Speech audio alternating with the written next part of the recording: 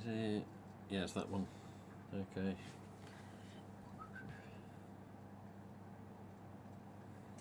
Hold still.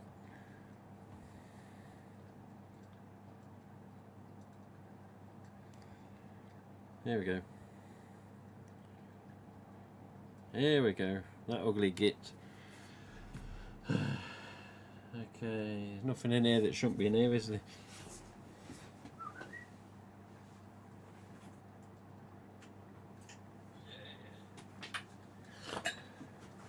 There's no secret mask that... Oh yeah, anyway. There's no secret mask that are not allowed to be seen. Where's that GoPro?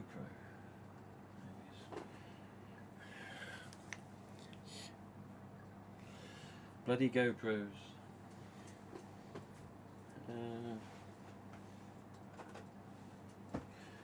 There we go, let's just get sorted out. Right. Scottish Lenser. We've got some people in the chat. Hang on, I need to change this. There we go. I'm going to put this mic a bit closer today because I'm looking back at other streams and then just seeing how it sounds. It's not always the loudest on the mic, so hopefully you can hear the mic okay. What have we got? We got Kyle Cabrera. Yes, Kyle, yes. Kyle, he's still waiting. He's still waiting for you.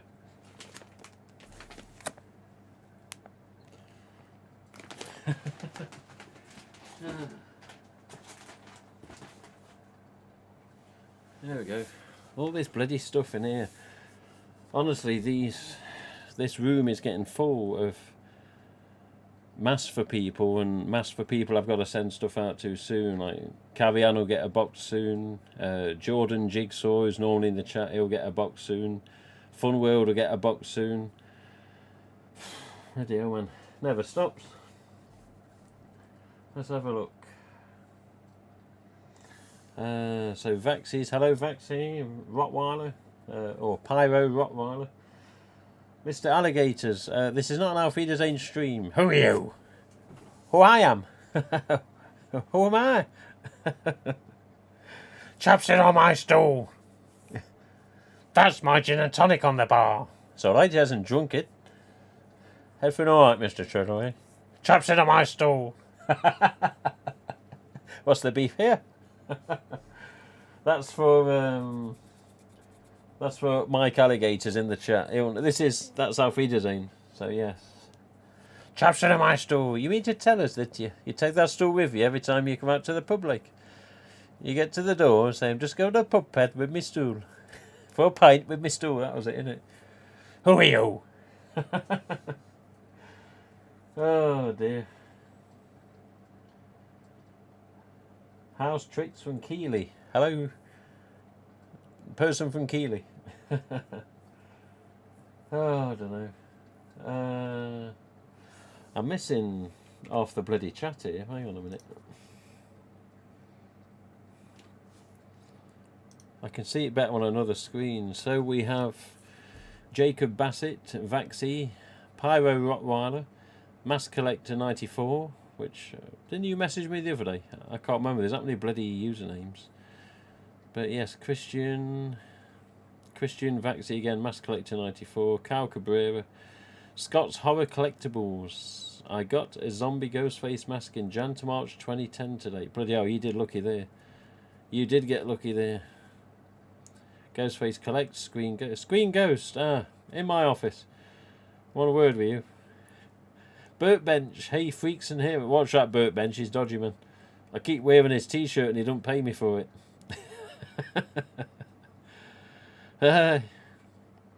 Mask clips, but yeah, watch that Clyde Barzilio. Hi. You get too close, he's like a fish underwater, he's got venom. But yes, ScreenFan1990 is in Carry On. She's here. ScreenFan1990, Carry On. She never gets notifications that these streams are live anymore, so I've just sent her a link, so that's why she's here. But she doesn't get notified anymore. Hey, Jigsaw's here. I just mentioned him. Shh, don't tell him. Don't tell him what we said. Anyway.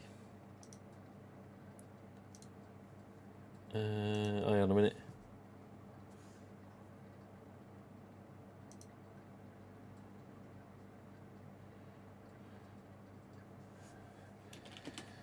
Just send a message.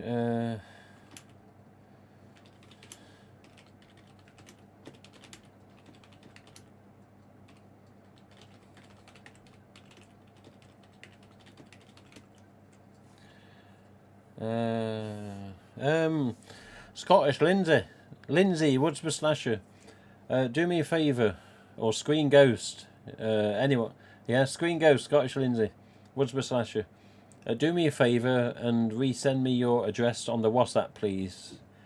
I need it, and I don't want to go through the message history because it would take me ages to find it. So please resend me your address. Let's have a look. But yes, Mr. Clive's here. Watch out for that, Clive. I keep telling you. Beth Simpson. Oh, I hope we got some low life in. You northern git. Anyway, you should do an Auf Wiedersehen stream. There's no point, Squire. What am I going to talk about? I've said it all on my videos, man. At the end of the day, if I could get Tim Healy or any of the others to come on, any of the original lads, then yeah, maybe, definitely.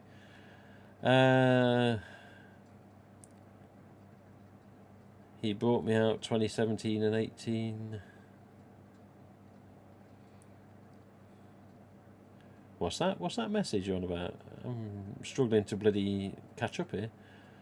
But yes, hello, Mr. Jordan. I actually spoke to Jordan JP on a video chat the other day. That was an experience.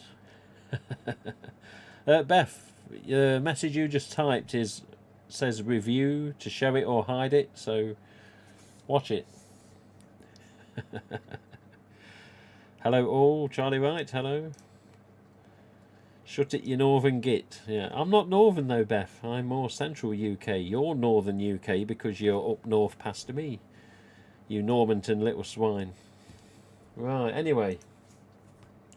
Shall we continue and do a stream? Rather than me putting up with spam in my chat. As in Beth Simpson. What's this? I hope you can hear okay with the mic. Okay.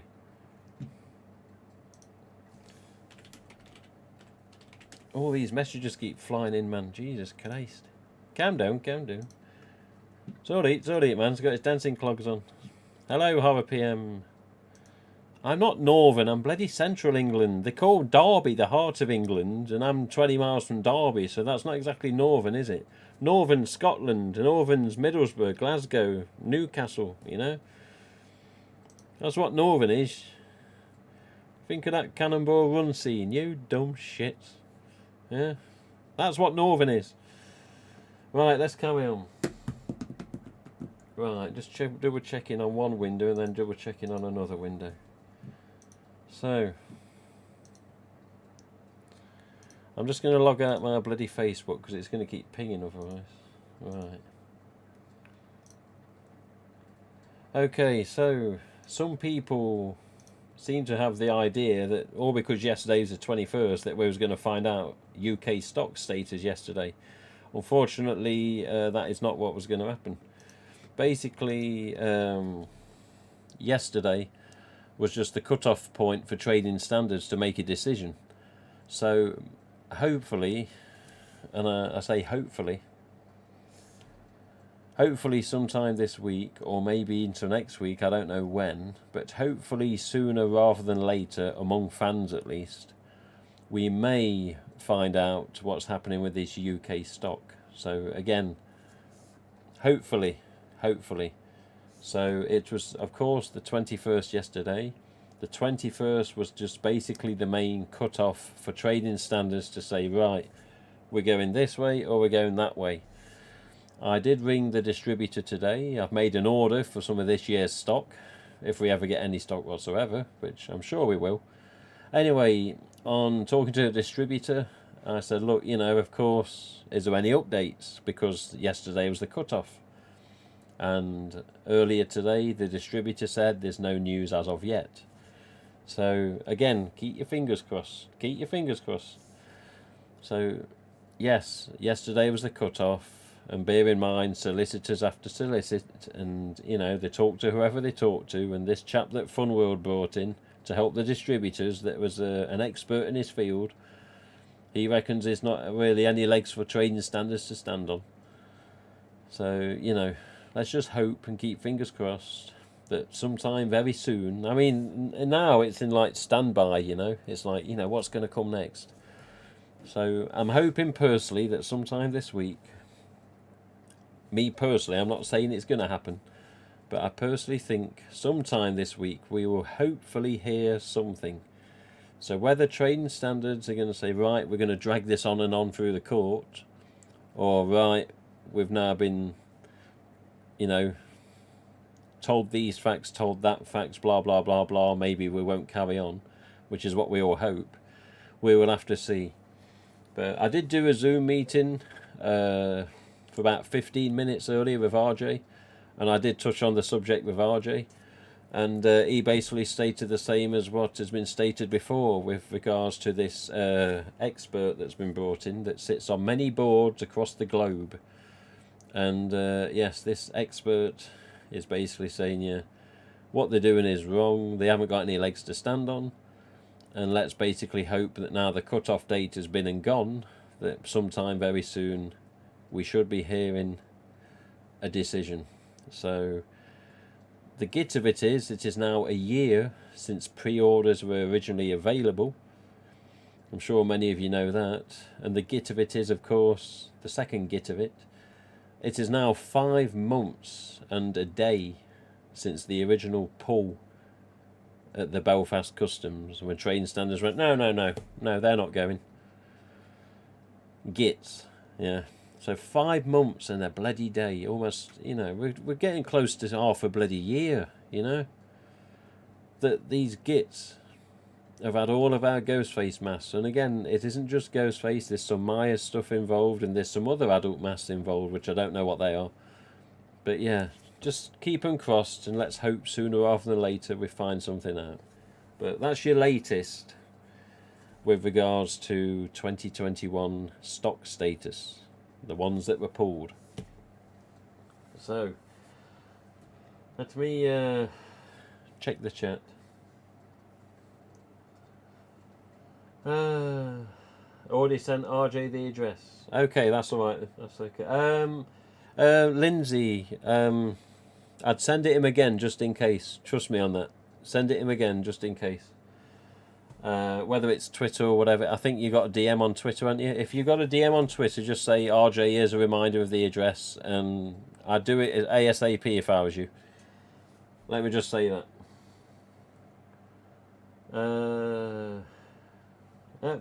Beth, less of this northern crap, please. That's a report. So she's now reported. The name's written down.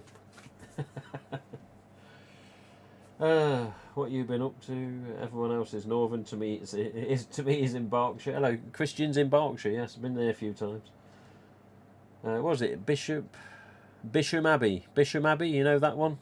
That's when I've been down Berkshire. I'm not sure if it's Berkshire or edge of Berkshire, but yeah, Bisham Abbey. When I used to do a lot of ghost hunts, and they actually used to do celebrity weight loss thing there as well on TV a few years ago. I can't remember what it was called now, where the celebrities would try and lose weight and they'd have to stand on the big massive scales. It was like a, you know, oversized scales, wasn't it? And they had to stand on it and see what they'd lost.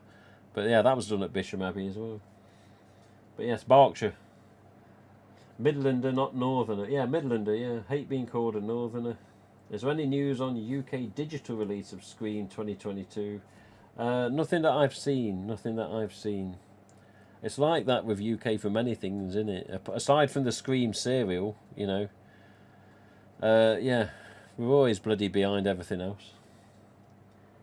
It's just silly we've been waiting nearly a year. Yes, I know it is. My zombie 2010 zombie Ghostface mask costs £115. That's too much, mate. That's too much. You got gouged. You got gouged. Whether it was another fan trade, eBay, whatever, that's pricey, mate. That's pricey.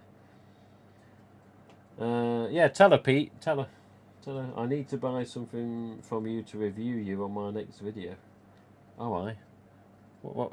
I haven't really got much for sale. It depends what you're after. If you want an ultra white, then yeah, I've got an ultra white. Some 2020s or some 2016s. But yeah, I don't know. Just kind of review based off a stream. Say, oh, this RJ interview. Talking of that, there should be a short stream tonight because there isn't a lot to update you on, although I've got something to show you in a minute. The RJ Torbett interview, if for whatever reason anybody's watching this back when it isn't live or watching it back later on, I will say now, if you have watched a little of the RJ interview, not managed to finish it for whatever reason, it doesn't matter, I would encourage you to watch and finish the interview as soon as possible. There is a slight possibility it may have to be made to private status in the future. This isn't guaranteed yet, it's a possibility. So anybody that's not watched the full interview, I'd say, yeah, watch it when you can, sooner rather than later. Yeah, slight possibility that it may have to be set to private in the future. Hopefully not too soon. And I did say to him on the Zoom meeting earlier, or the Zoom call, I said, you know, we need to keep it online a bit longer yet, you know. You got a few views, people are enjoying it. Thankfully, there's positive comments. But, yeah, we need to keep it on a bit longer. And he was like, okay. But, yeah, there's a possibility it may have to come offline. Not for any bad reason. I'm actually confused as to why it is to come offline myself. I need a bit more information from him about it when I next speak to him. But he is literally swamped at the minute and he was busy. The Zoom call earlier, we had to, you know, back off the camera a couple of times because people was in about the office talking to him about stuff. Aside from that, yeah, he says Scottish Lindsay, Woodsborough Slasher, he had a DVD set. Scottish Lindsay, Woodsborough Slasher, helped him out with something with an old DVD set. And he brought that on camera quick, and then it went down and disappeared again. Says, oh, I've still got it. It's going to be heading out soon. She'll get it back. So you'll get it back soon. Aside from that, though, yeah. If you're not watching a full interview, if you can try, then, yeah, otherwise it's going to end up being missed. And I don't know if I'm going to have to delete it offline or whether I'm just going to have to set it to private. But, yeah, he said, oh, if there's people that haven't watched it all, I'd encourage them to watch it. So, you know, if you've only managed to get bits and bobs of it or watched it in stages, then try and finish it if I was you while you still can. That's the main message. Let's have a look.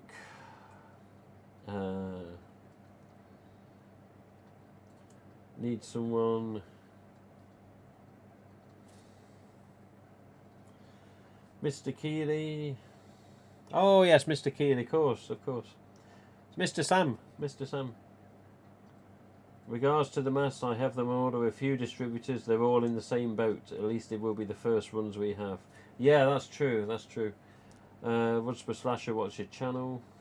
It was £115, which is about $150. Yeah, it's still pricey. That's still pricey.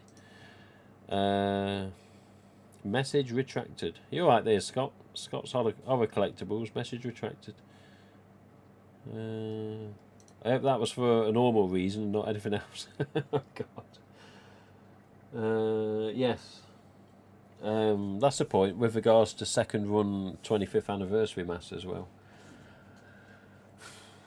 How can we phrase this?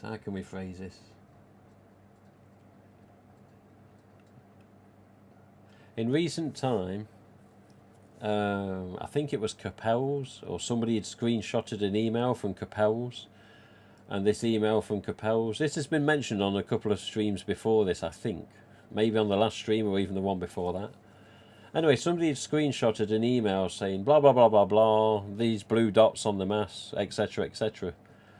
The Capel's response, I believe it was, said that apparently it was a latex defect and it wasn't actually mould. Other people are in speculation as to whether it actually is mould and blah blah blah blah blah.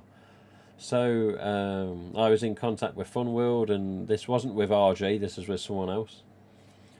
And Funworld are basically looking into this 25th anniversary second run issue, shall we say.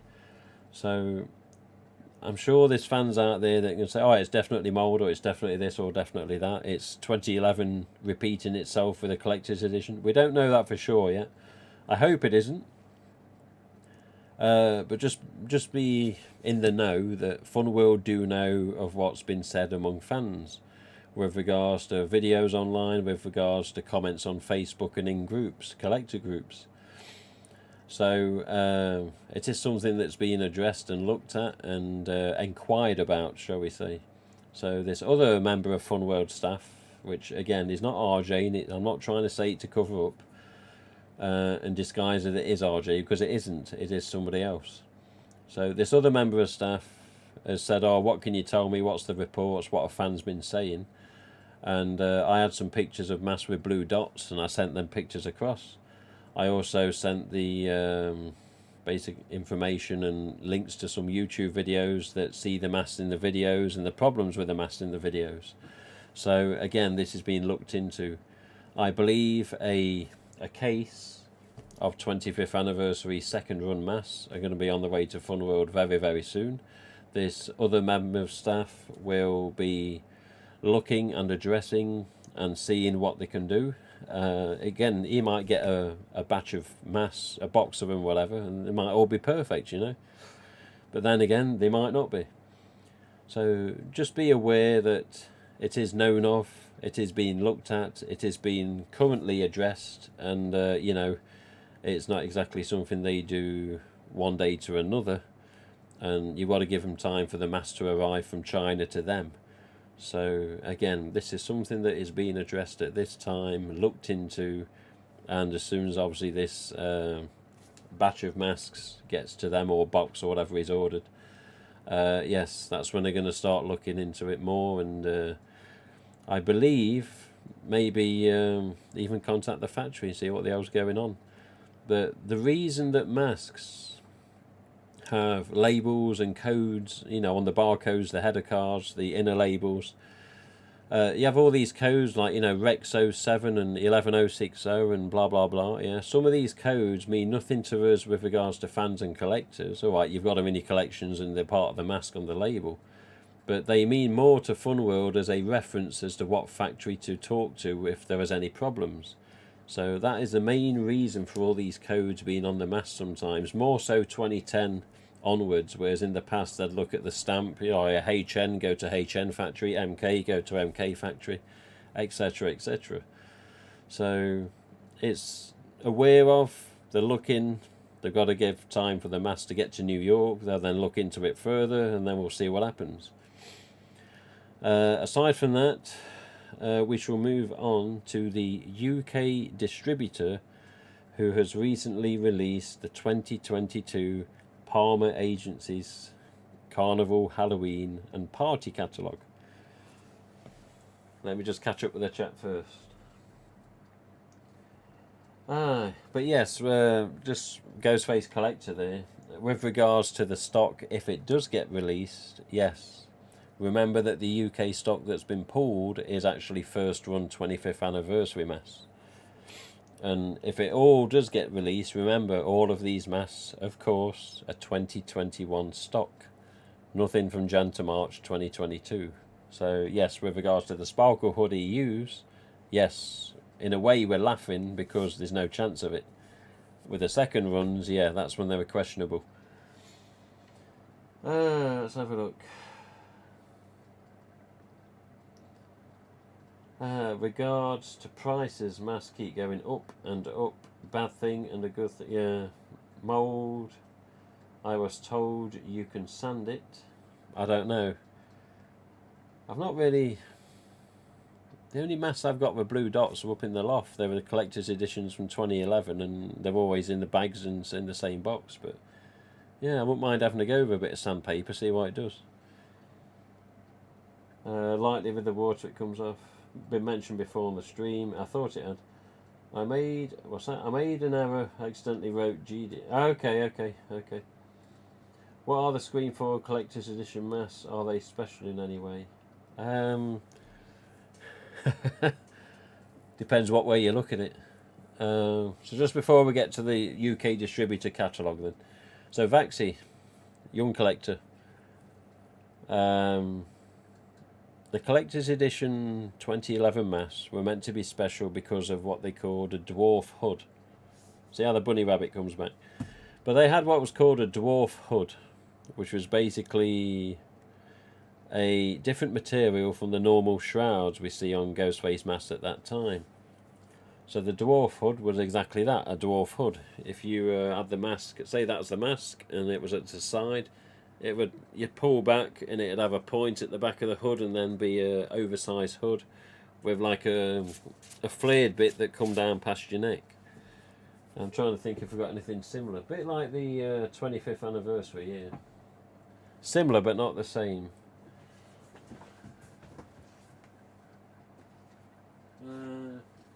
I got another way of doing this.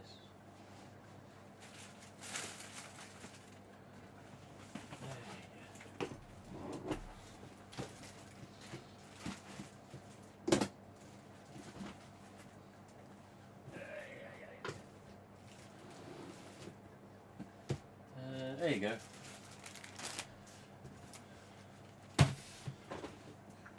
Some bitch. So there you go, I'll give you an example. So HHNs had the same style. Resurrection Mass had a similar style. Resurrection, a show from Netflix. So Alexa just starts talking randomly.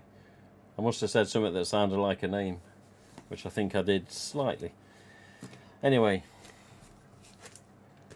Yeah, this particular mask was just something RJ had done at the time. This is a goldy bronze, more of a bronze metallic, but this has got the style of hood that you ask about. So, there you go. So, yeah, it looks gold with a ring light on, but it's more of a bronzy brown.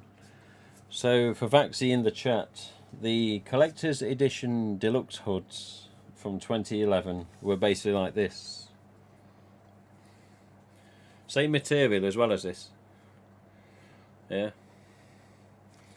Little flared bit down below. And it basically went from the sides of the chin. You know, it flared out. And it had padding in the, like the fringe, so to speak. Or what would normally be the streamers. But yeah, this went all the way round and sewn in at the bottom of the mask here. Underneath the chin here. Underneath the chin both sides. So the Collector's Edition Deluxe were basically this hood, this material. I mean, this particular material is more the thickness and quality of a HHN, and even the eye mesh on this particular mask. Again, they didn't mass produce these particular ones, but yeah, the eye mesh is very similar to Collector's Edition Deluxe, HHN and Resurrection on this mask. But yeah, Collector's Edition were basically this hood with different masks inside of it.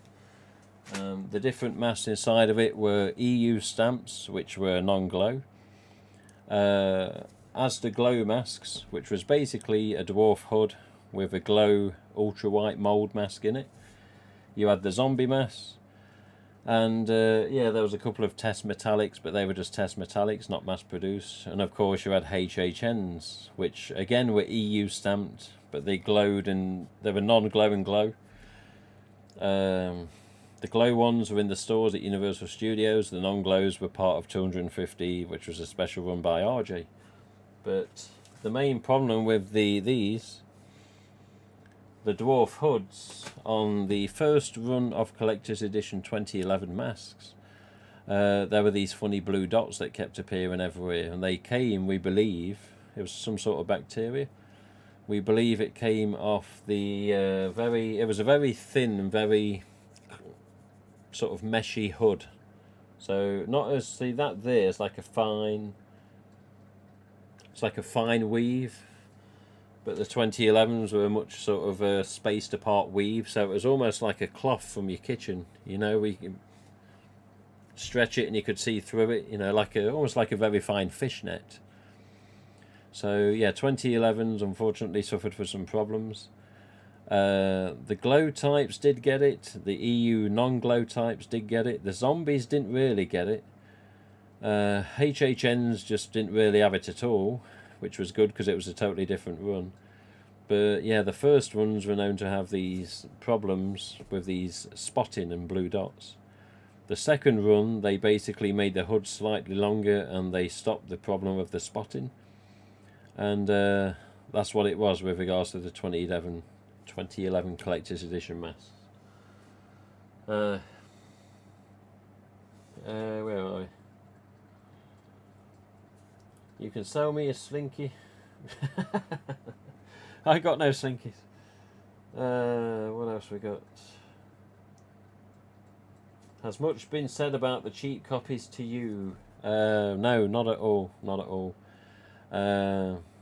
The reject, the sample mass, the clone mass, I don't know what they are.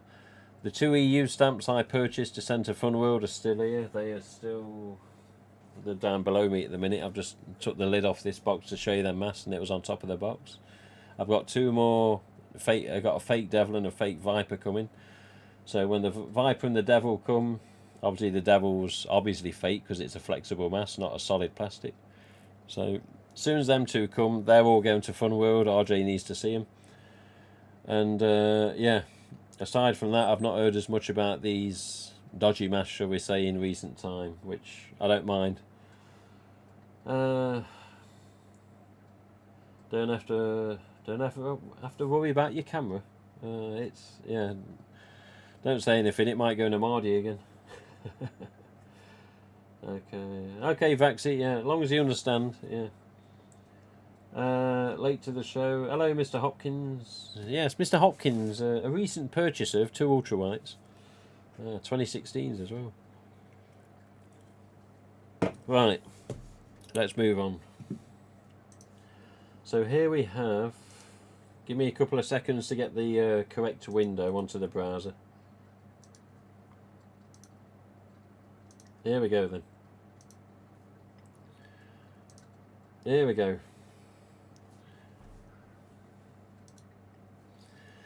So here we are then.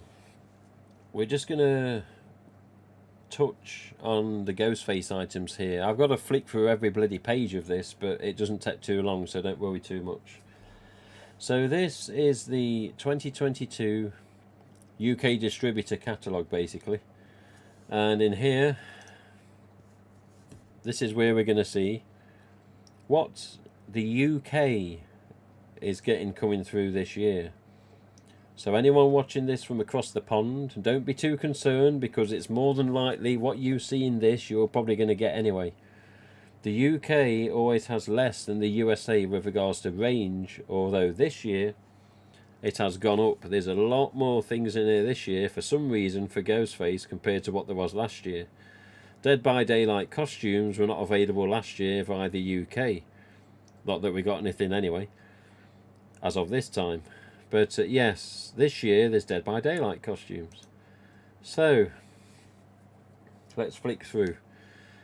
So, props and figures, Halloween decorations, blah blah blah, spiderwebs, creepy creatures, skulls and skeletons, and graveyard decorations. So, remember, as of time of recording, not that it really matters, but as of now, this is the current UK distributor stock and the catalogue. Now, whether there's anything with regards to changes in the future, I don't know. I mean, you can like click on the yellows and it brings up a video, you see. So just as an example there, you can see a little decoration there doing what it's meant to do, which you won't hear the sound of, but it doesn't matter because we don't need to. But let's flick through and come to the first Ghostface items, which should be soon if I remember right. There we go. Right. So first items with regards to the UK Distributor Catalog, we have the Ghostface Scarecrow. There we go. So something I wasn't sure if we was going to get. Why is it not zooming out? Get out of it. Oh, I hate it when it does this. There we go. I'll just keep it this size because it's going to cause problems with the viewer that it's in. So the Ghostface Scarecrow, yeah, 1.5 meters it says. So that we are getting the Scarecrow in the UK. Directly below, this was mentioned on the stream last time, we will be getting Clive Barzilia's, aka Burtbench Designs, Screamer Mask, as it's been named by Funworld. So let's have a look at this. There you go, talking of Clive.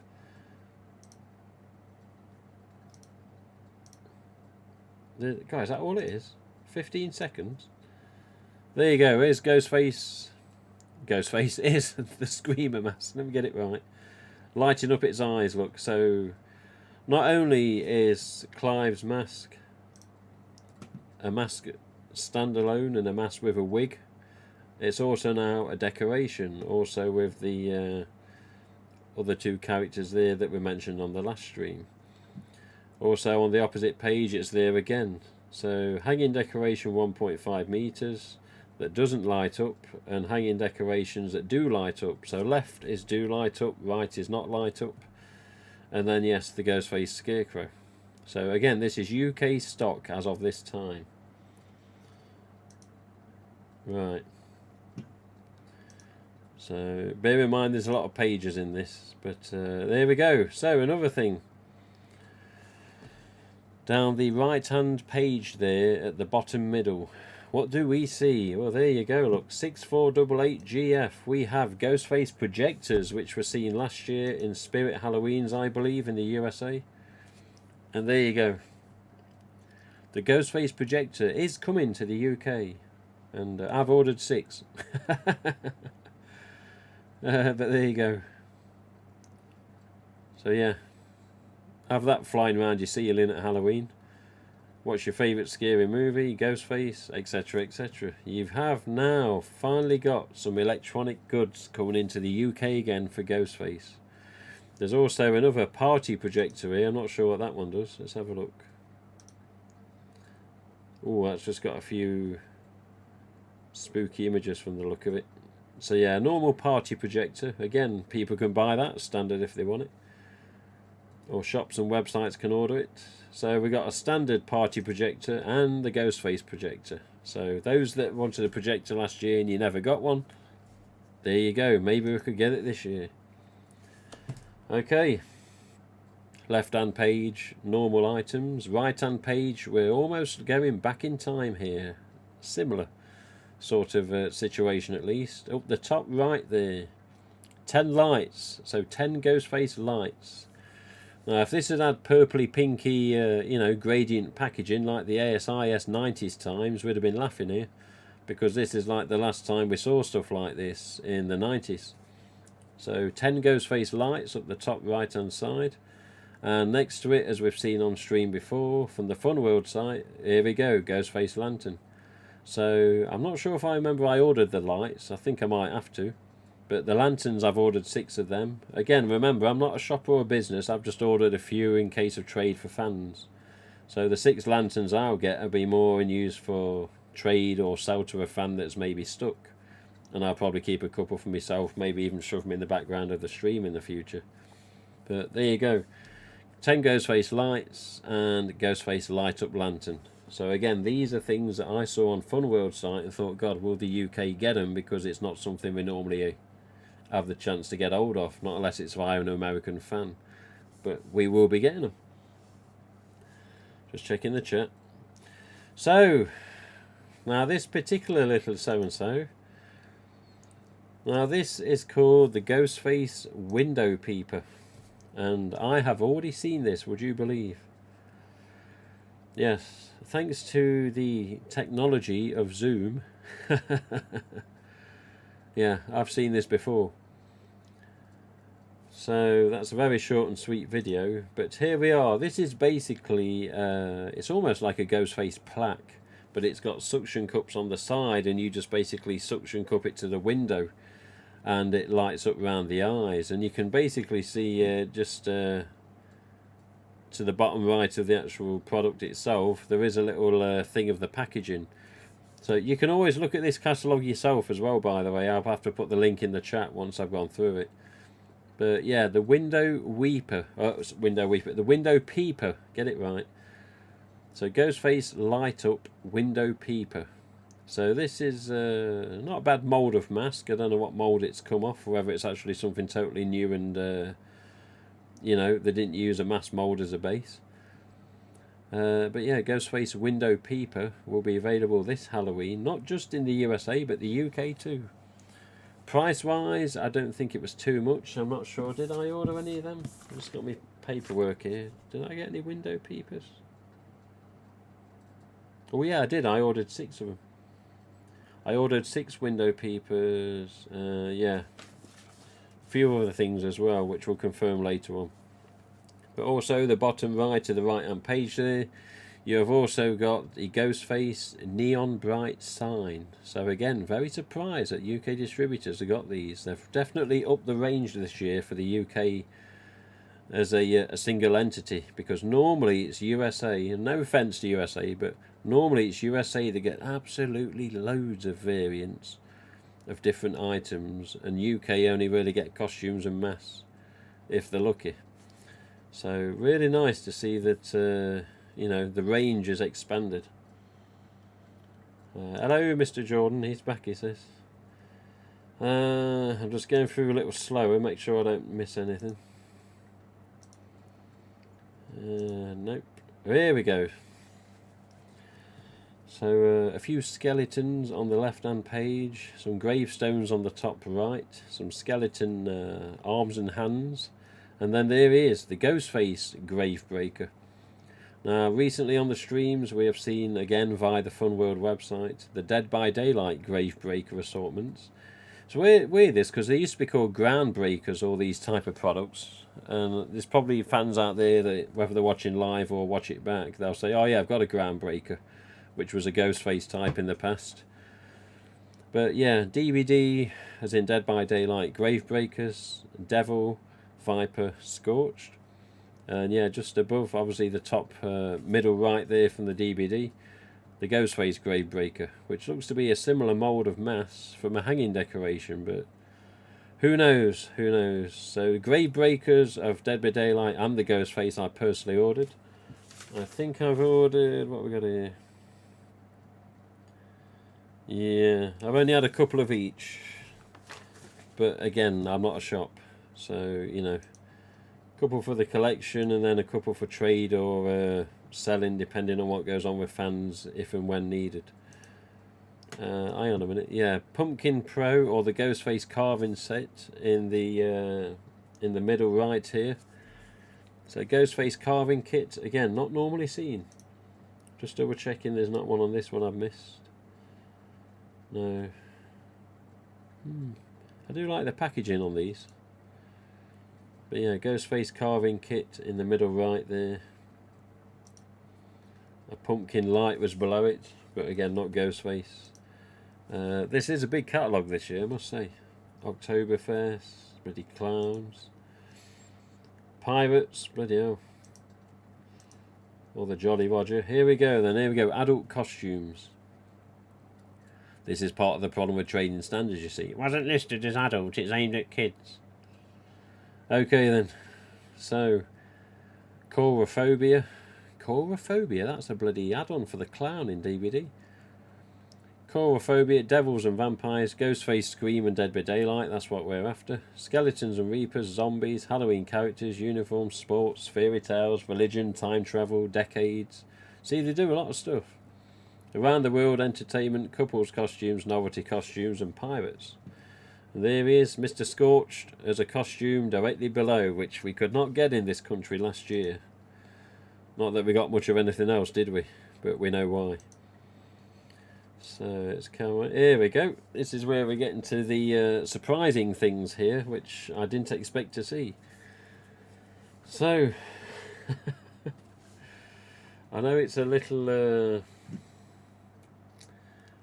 chopped on the stream. Let's see if we can... can't really get it to fit any better. Is it going to do it like that? Yeah. Can we just... No.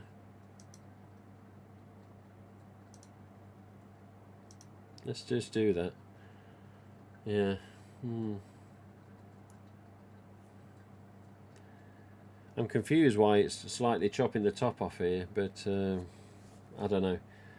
So here's a surprise then that some fans may or may not know already. The stone Ghostface costume, top left of the page there. Stone Ghostface, kept quiet. I sent an image of this to RJ. I said, you kept that one quiet. And he sent a message back saying, you're too much. I said, okay. Yes, the Stone Ghostface costume. Basically a grey gradient costume, which is in the style of a normal Funworld Stalker costume. And it's believed that the mask is, it says here, soft PVC face mask. So I'm guessing, I say this is a guess, not a confirmation. I'm guessing this is an ultra white mould with a grey gradient or sort of stone effect sprayed onto the top. Whether it comes that way or not in the future, who knows. But actually does look okay from here on the images. Slightly across we have Pumpkin Ghostface. We've known about this a little while. AKA Mr. Burtbench has been at it again and talking to RJ Torbett and adjusting the pumpkin. There you go, it's coming, we already know this. As a singular mask and as a costume. Continuing along the top of the page, so from left to right, the Ghostface adult dress it's listed as here. That's the ladies' dress with the main mask in the middle there. Almost like a football shirt, depends how you want to categorise it. Next one along, Ghostface adult hockey jersey. So different image on the main chest front there, images on the sleeves, on the sides. There you go, more Ghostface with regards to jerseys, shall we say. Bottom left is your standard Scream Stalker costume. Adult hooded gown next to it, the nice lady. XL Scream costume on the bottom middle there. And there we go, 2022 listed again, you see. 2022 listings, Ghostface 25th anniversary movie adult costume. So it's coming back again. Sparkle costume. Looks to be the same picture just looking at it. Yeah. But weird that, because it looks like it's got a chrome effect knife in his hand. Includes hooded robe with deluxe shimmering fabric, mask, gloves as seen in the movie Scream 5. And they list it as Scream 5 as well. So, although there's a knife in the picture, it doesn't say it's included, so that's a shame. Next along, Dead by Daylight Scorch Ghostface adult costume. So again, this is the only way in the UK, I believe, that we're going to see the gut tooth knife or the Scorch knife from the Dead by Daylight game. But there you go. It's in full colour right in front of you on the screen on this live stream. So 25th anniversary costumes will return, hopefully in higher numbers this year, who knows. And Scorch is finally coming to UK because we couldn't get it before. Let's have a look. Just catching the chat before we continue on. Maybe someone said they wanted a stone costume. Yeah, they took it the wrong way. Yeah, let's do a stone costume. No, they meant the stones, not a... already got the DVD Scorch and DVD Viper. Oh, okay, yeah. That's something I want, definitely. But I know Crypt Keepers had them at one point, but I think the shipping was what was deterring me. And that's not Crypt Keepers' fault, it's just shipping. Picked up a few new Ghostface clothing items from Hot Topic. FYE Spencer's, the new hoodie is hot. I saw them pictures earlier. So continuing on. See, we've got another stone one here, look. See, bottom middle there, Stone Reaper adult costume. So I wonder if that one was just something they thought they'd try as well, or whether it even existed before, but I don't remember this one before. So I'm guessing the stone costumes are basically new for 22. What's that? A shadow box with a new incoming mask. Yes. Oh, that's the point. We've got a mask to show for the stream as well. Carrie-Anne sent a Generation 2 mask, which was very kind. I'm sure there's more Ghostface past this somewhere. Okay, toddler costumes, girls and boys Halloween costumes, Scream, Ghostface, Dead by Daylight. Yes, okay. What else have we here? So remember, this is UK Distributor Catalog, not the Funworld Catalog, which I believe isn't on the site yet. So there you go. Pumpkin Ghostface costume in boys and girls, I'm guessing. So basically a younger audience. See the training standards there, you can see, well, okay. It's aimed at kids. Well, yeah, size-wise it is. But yeah, the mask isn't really. Dead by Daylight Scorched Chow costume. You've got a zombie Ghostface costume, which is a bleeding zombie. And you've got a standard Ghostface Chow costume on the bottom left there. You've also got at the top right a teen Scream Stalker, as they call it. Anything else? I think, yeah, until this is it. So here we go then. Let's have a look.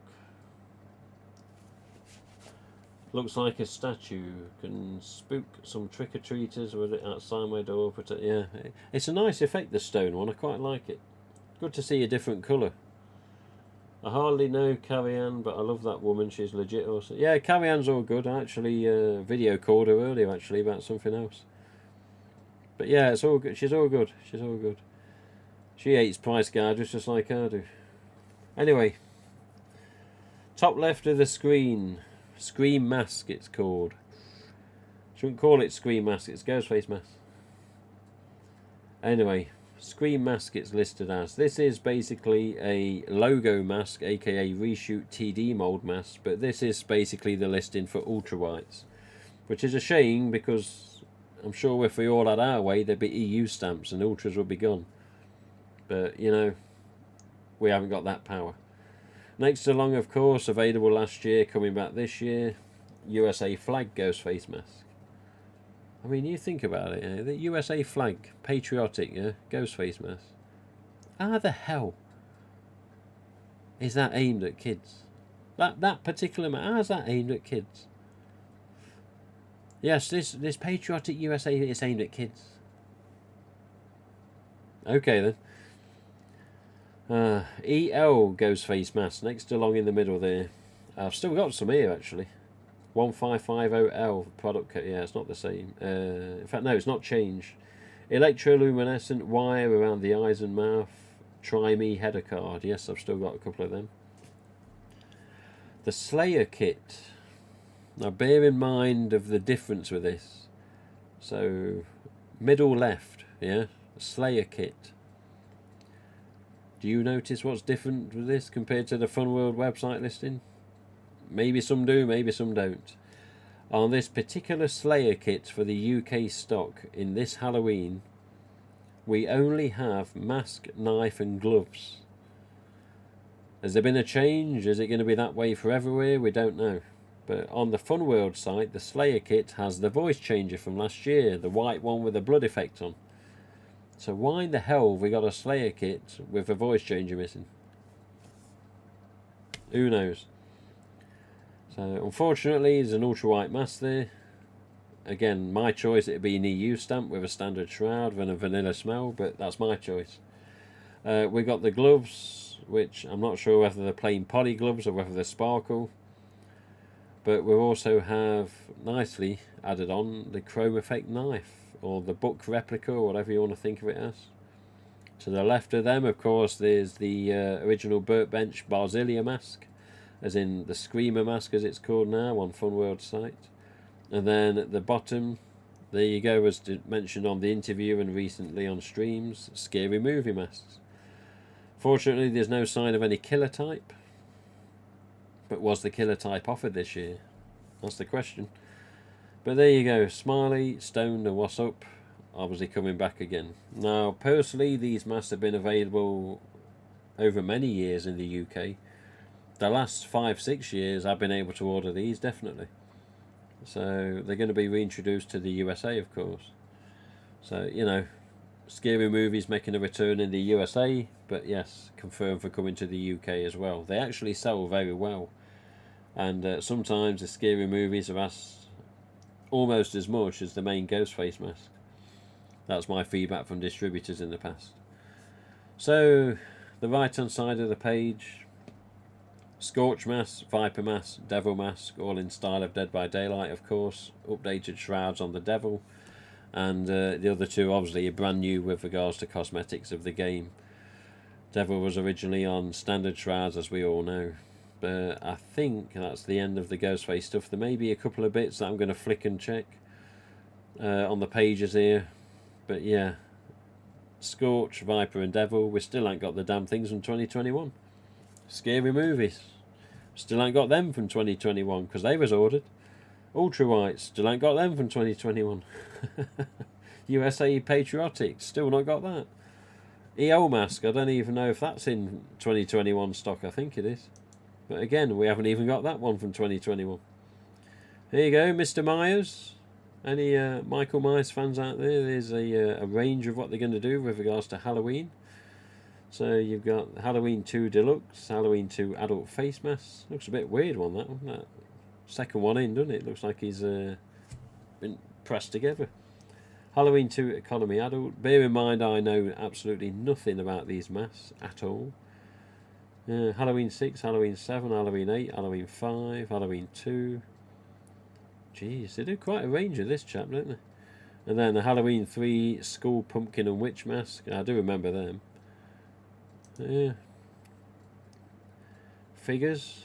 Action figure. Bloody hell, action figures, for God's sake. They are doing a bit of a expanded range this year, I must say. Halloween, Halloween 5, Halloween 2018 and Halloween 4 figures. Jeez. Wall decor. Retro wall decor. Jeez, you got some good stuff this year. Chucky. Saw. American Horror Story. Jeez.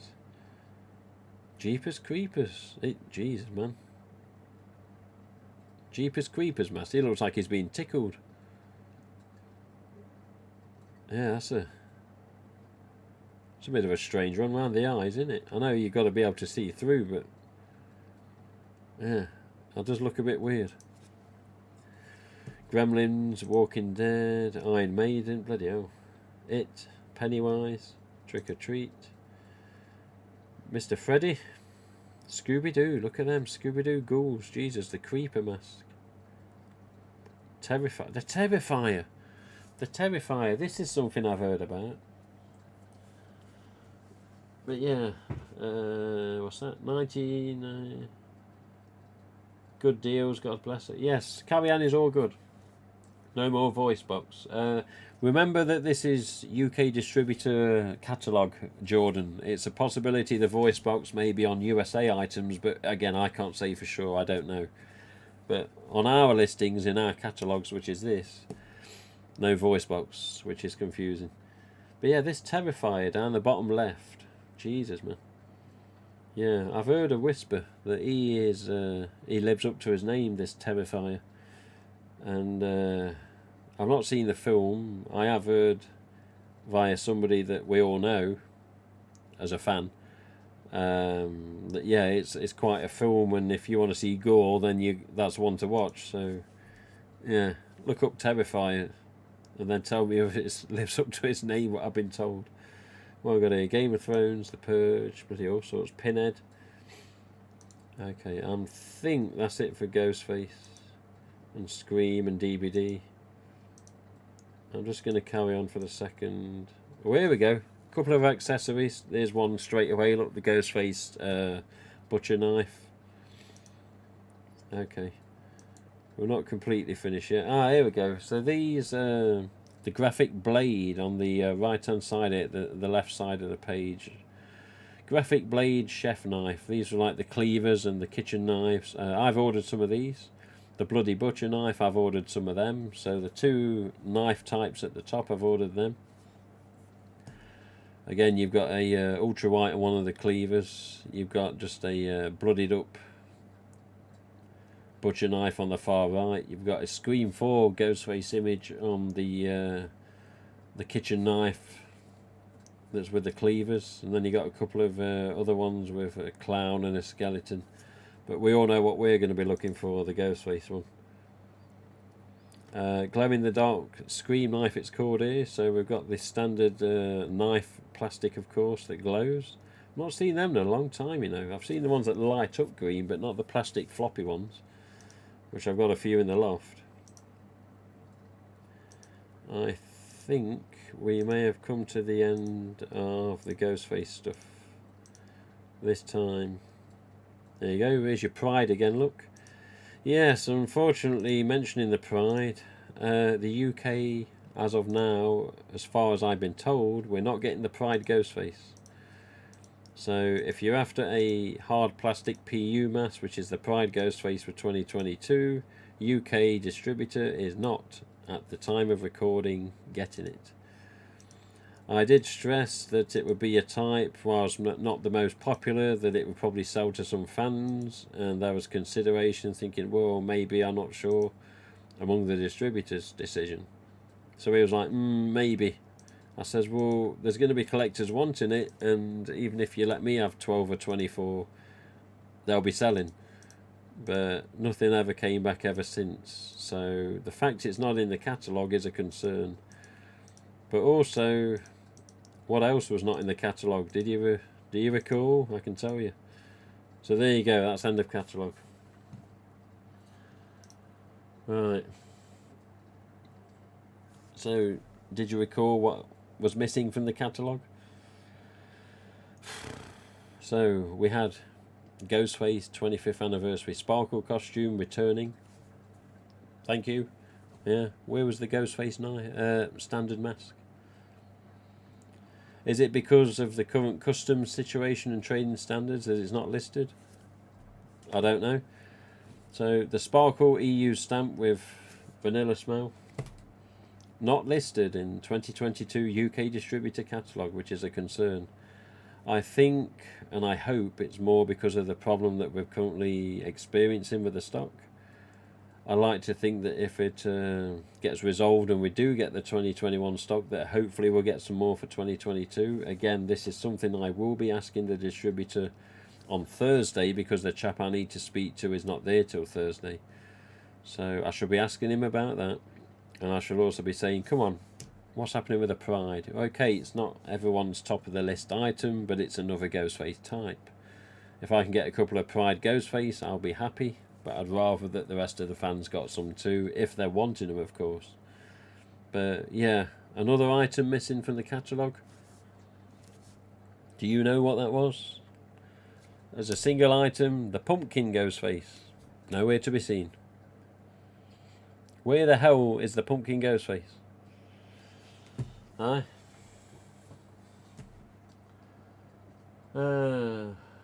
What made you start collecting? Bloody hell.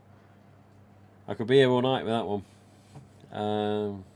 Just before I veer off the subject though, the pumpkin Ghostface as a singular mask, remember it was listed there in costumes, but the pumpkin Ghostface as a singular mask has been asked about by myself. I said, where is it? What's going on?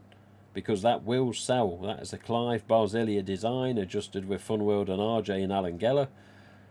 You know, started off as a K&B replica, been adjusted and obviously negotiated with Clive and Burtbench. Where's the singular listing? So I did hear a whisper that it may be an exclusive to a particular shop or website. I don't know which it is. I've not been told nothing as to who it is. But the singular pumpkin Ghostface mask in the UK this year, as of time of recording, again, I have to keep saying that, will be an exclusive to somebody, and I've got no clue who that somebody is at this time. So I can't order pumpkin Ghostface mask. No one can order pumpkin Ghostface mask as a single item, or a box of 12, or, you know, a carton of 48. You know, we can't order them. No one can order them apart from this possibility of whoever's going to get the exclusive to them. So even me, as somebody that can order from distributor, I've got to fight and try and find whoever's going to list it in the future, and I've got to pre-order just like the rest of everyone else. Whereas other items, at least I know that ordering a few for myself, or a couple of boxes worth, that, you know, at least I can guarantee myself as getting something, and then, you know, sell the rest to fans or whatever, trade, etc. But yeah, Singular Pumpkin Ghostface, Sparkle Hood 25th Mask, and Pride, all in question at the minute as to what the hell's going on. So the Sparkle Hood, we know, you know, the trading standards was the problem with the originals. The Pride is, you know, why? It's not that bad a mask, can we not get some? Question. And yeah, the Pumpkin, it's going to be an exclusive to someone, with no clue who. I just hope I can get a couple of pumpkins personally for myself in my collection. Time will tell. So that is as of time of recording. So things may change in a week with distributors. I don't know. They may update me with something and say, "Oh yeah, that exclusive, it's not happening," and now you can order. Or they may say, "Oh yeah, that exclusive, it's happening, and this is a person you have to speak to." Again, I'll update when necessary if I find anything else out. But as far as I know at the minute, it's unconfirmed whether it's an exclusive 100% to whoever's inquired about doing that. So, I pre-ordered the Slayer kit 25th anniversary mask and zombie mask. Hopefully the changer still comes with it over here. If that's what's being displayed on the catalogue, I wouldn't have thought it's going to have the voice changer, because normally they take pictures of what they get in, and exactly what they take pictures of is exactly what they get in, for the most part, with Ghostface items at least. So I would say don't expect the voice changer in the Slayer kit over here if that's what the image is in the catalogue.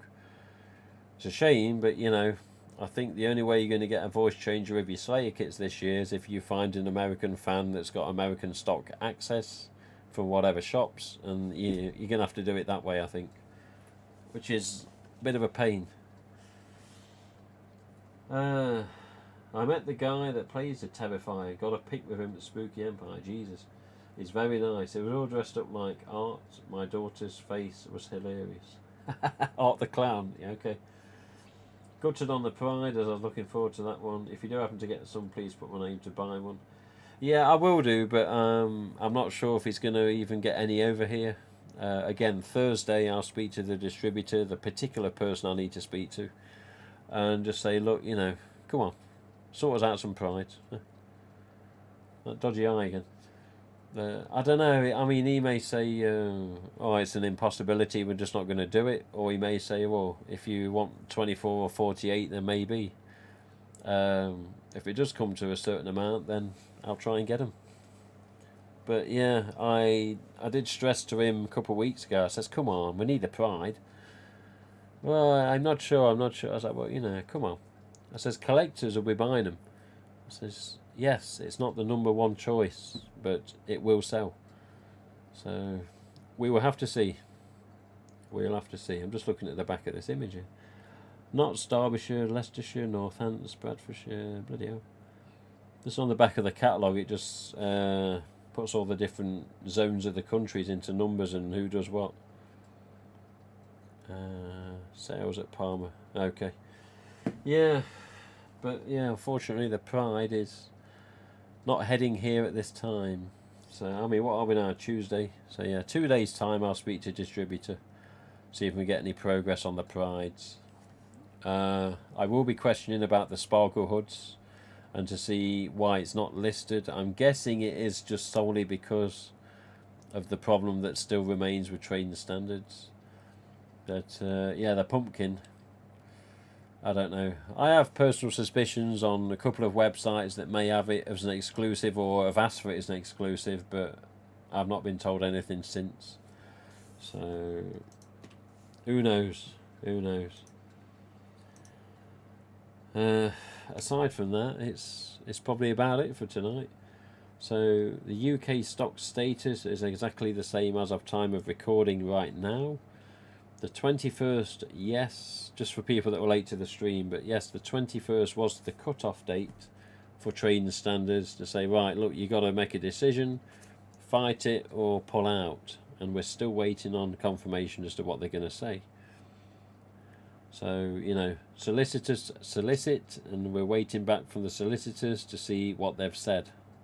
And anyone late to the stream, I did mention earlier, I have spoken to the UK distributor earlier today. I confirmed a small order of what I want for this year, and they also confirmed what I have on back order, which is obviously the 2021 stock that still hasn't been released. And yeah, they said, look, as soon as we know, we'll put an update out. People will be able to tell people, yes, we got the stock, or no, it's going to drag on. So, again, fingers crossed. Let's have a look. So Ghostface Collect says, what made you start collecting? Well, the films, really. It's a bit of a boring story, really, but let's just say this. As a youngster, I hated the thought of any horror film when I saw brief bits of Jason's and Freddy's, which scared me. So I had no interest in horror. Yeah. Years down the line, working at Asda, of all places. Yes, the same Asda as Asda Glows. But yes, years later, working at Asda in 1997, my mate wouldn't shut up about this new film called Scream. I was like, mate, shut up about this damn film. You know I don't like horror. I don't really care. So he says, no, watch a film. He says, watch it, you'll like it. I says, alright. He says, yeah. He says, you'll like it, I promise. I says, I don't believe that. I can't stand horror. He goes, watch the film. He says, and if your phone rings afterward, don't answer it. I says, you what? And he goes, no, seriously, if your phone rings afterwards, don't answer it. I was like, you know, of course I know nothing of the film. I'm like, yeah, okay then. Anyway, watch the film. Not in cinemas, it was on VHS. It had been and gone out of cinemas time I got to look at it. And yeah, I was surprised. I was like, Jesus, we've actually got a decent horror here, and I love that mask. So, of course, what's the first thing you do after seeing Scream? You look for the costume and the mask, which wasn't too popular in UK costume and accessory shops back then. It was hard to find, basically. The first iterations of masks that we ever come across in the UK were ASIS tags with Gen 2s on them.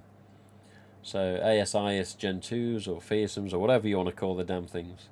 But it was a Generation 2 mask on as seen in the motion picture Scream tags. I don't believe the UK ever had any fantastic faces in any of their retail shops. It just wasn't known then, and it wasn't the interest of retailers for whatever reason. I don't even know if it was offered in the early 90s or whether it only came after the film. I think it only came after the film to UK retailers. Anyway, further down the line, of course, Scream 1, 2 and 3. After 2000, people start questioning whether there's a Scream 4, and in 2003 into 2004, I finally got the internet and a crappy PC, which really was a crappy PC. But, you know, I started discovering that people online wanted a fourth film, and I was one of them. So, yeah, 2 years after that, I do my own website, which is obviously Ghostface website, or the fan site. And, you know, here I am. But I didn't properly start to collect. I had little bits and bobs, like bleeding masks and stalker costumes and ASIS and black and red tags in the past. But it was very few. Very few. Only about 6 or 7 masks as of about 2008, 2009-ish. Somewhere around there, maybe even 2007, but I only had a few masks, and they were all EU stamps. Some were obvious ASIS, others were later masks with thicker eyeliner. And I knew for a fact they was off black and red tags, because I de-tagged them for the fan films that I made. But I always kept the tags. So I always had stalker costumes. I never found metallics, personally, before I started collecting, not in the shops at least. A mechanic. I used to work at a Porsche garage years ago, 2007 to 8, did a year there. And one of the mechanics one day knew my love for Ghostface and my website, which was only starting off back then. And he says, oh yeah, I've got something for you. I said, all right. He says, oh, I'll show it you, but you can't have it. I said, what are you talking about? And he come round to fix my car. I says, what are you talking about, mate? He says, oh, you like Scream, don't you? The mask. And I says, yeah. He says, I've got a website, and it's, you know, the website wasn't what it is now, and although, yes, it needs improvement now. But, yeah, he whipped out this red metallic, which didn't have a tag on. Says, oh, this is my mate's. I nicked it from his car the other day. I says, did you? He says, where'd you get this from? And I'm looking at this red metallic EU stamp, and I'm like, are you sure this is genuine? Because I didn't know back then, you know, getting dumbass then. Complete dumbass. Just a dumbass now. Anyway, I looked at it, and, you know, EU stamp, there's no paint on the hood. It looks to be painted with the shroud removed, and I was like, metallic mask? Did they ever do metallic mask? Because I didn't know. So, yeah, I look closer and closer, and I think, no, this paint job is way too good to have been done with the shroud on. It must be genuine. So then, of course, I go online, start Googling, and there it is, you know, metallic Ghostface on an old Fun World listing. I was like, shit, yeah, they did do metallics. You live and learn, you see. So after 2007, 8 and 9, I started collecting even more with regards to masks, more costumes, more merchandise like in the background, like, you know, the ASIS stuff, the candles, etc. The water ball, the globe, you know, where you can find them. And that's sort of how it carried on. So it's only in the last, I don't know, 13, 14 years I've been collecting properly. When the website started in November 2006, I only had 6 or 7 masks and a couple of costumes. And yeah, for the most part, they were just EU stamps and nothing else. I think I had I had an Mke Squinty, which I've still got up in the loft from the fan films that we used it in. And I've still got up in the loft a couple of the EU stamps that I got loads of my mates to sign the masks. And the biros sadly all seeped into the mask, and I can hardly tell who signed it on 2 of the masks. One chap that played my killer in the fan films, he's got 1 or 2 masks. I think he's got 1 from the fan films. But yeah, aside from that, I didn't really have anything up until the latest of 2008, when I really started to collect and, you know, purchase zombies and scarecrows and, you know, all the rest of it. Over time, those zombies and scarecrows have gone to other fans in trades and sales. So I only ever have, as of now, 2 scarecrows. One's like the ultra white mould with the texture effect on it and the deluxe hood with a print on it. And the other scarecrow's up in the loft, which is an original scarecrow with a black and red tag. Same with the zombies. I've only got 1 zombie left with the lines at the back of the chin from 2010. The rest I've got are all soft moulds and different years. Collector's Edition Deluxe, I think I've only got 7 in total. 5 of them are sadly got problems, shall we say, and 2 of them are good. Glows and non-glows, so EU stamps and the Asda glow mould. You know, but aside from that, yeah, it's just been over time, and it's only since late 2016, 2017 that I've ordered from distributors with regards to just getting cases of masks ready to sell to collectors if they get stuck. So ultra whites, I've only ever had a box of ultra whites, probably 24 at the most if I've needed them. I've ordered metallics, scary movies, zombies and scarecrows. I never had the chance to order because I wasn't ordering back then. I just went to eBay. Yeah, I don't know. I could bore the shit out of you with all this, but yeah, it's only in the last, as I say, 13, 14 years I've properly collected and ended up with this lot behind. And again, this is not all the collection. Most of it's in the loft. This is just my favourite bits of the collection, although there's many favourite bits in the loft. It's always bittersweet with the Collector's Edition Deluxe that they had the problems that they did and you can't display them. I mean, even the HHNs, you know, I don't want the sun to ruin them or the smell to fade off because they're out on display. Although the HHN Carrie-Anne currently owns is one that used to be in the background of this stream, but it was always in that frame, you know, so it was almost sort of sealed. But yeah, I'd really love to, or prefer to have some collector's editions or the odd HHN in the background of these pegs, but you know, you can't. I don't want to ruin the tags of the HHNs, and the collector's editions of course got the problems, and you don't want to spread it to the rest of the collection, so it's bittersweet in that you've got some okay masks, but 1, they got problems, and 2, you know, you don't want to ruin them. But Carrie-Anne sent a mask recently as well. Where were we? There you go. It's near the top because it's recent. Some people have probably seen this on the Instagram. On YouTube, I did for the first time in a long time. I did the GoPro on my there you go, on the daft attachment here. Look, So I had a GoPro on top of my hat while I did an unboxing.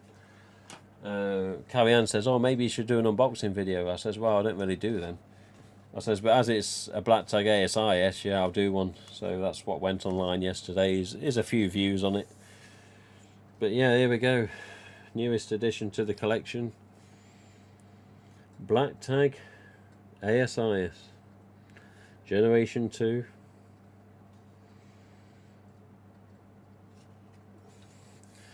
One thing you notice that I could have noticed before, because I've got a glossy print of this tag and it's an accurate print of the tag.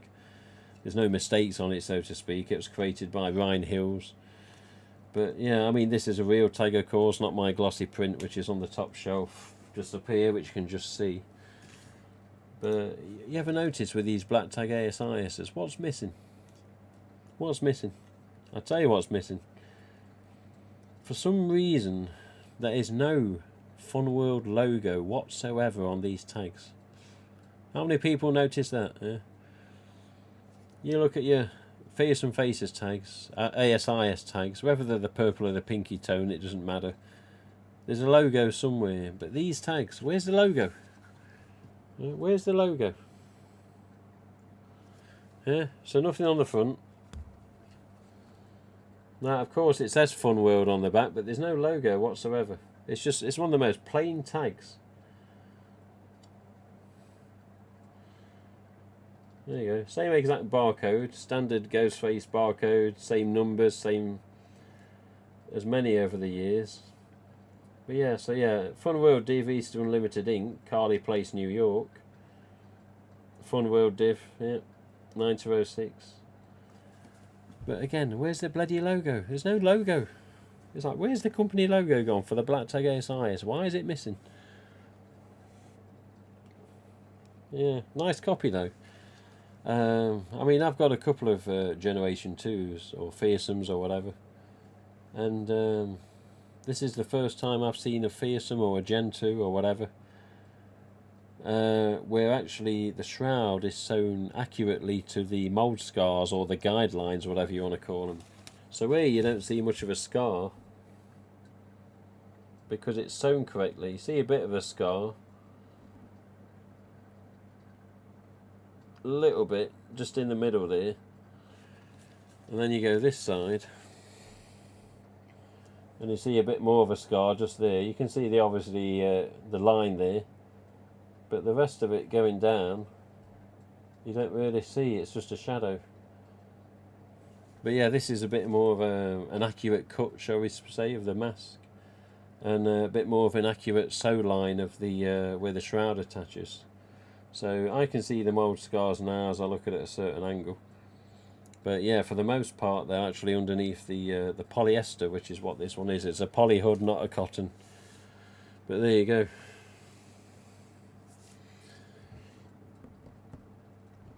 But very strange with regards to missing logo. See the ring light reflecting. But yeah, where the hell's the logo?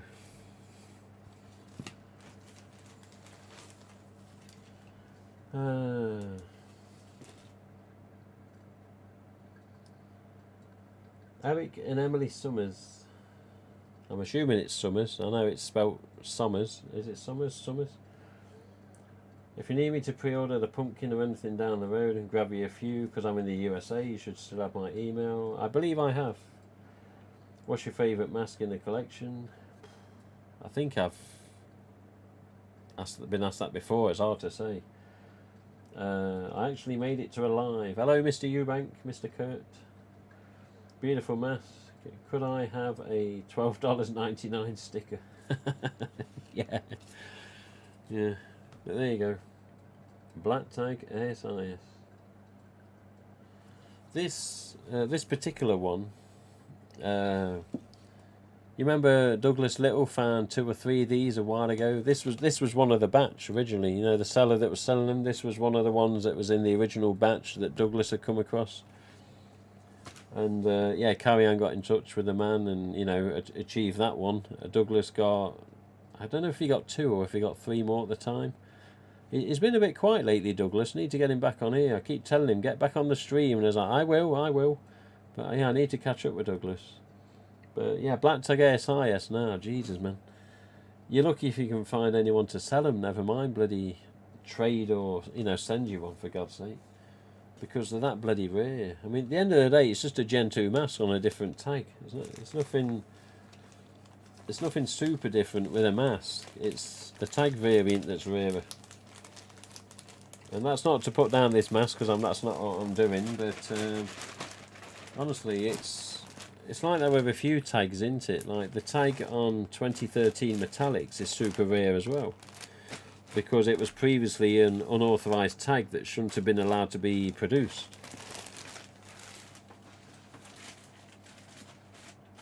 Let's put this Deluxe back. See, when I'm talking like this on the streams I've watched in the past, I've gone back to streams and remembered when I backed off from the camera and the mic, and you can hardly hear me. So that's why I'm sort of leaning a bit more microphone position at the minute. Always say the last name right, that's okay then.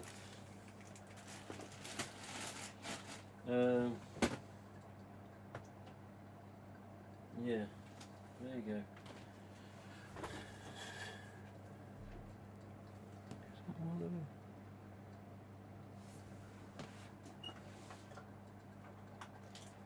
Just checking something.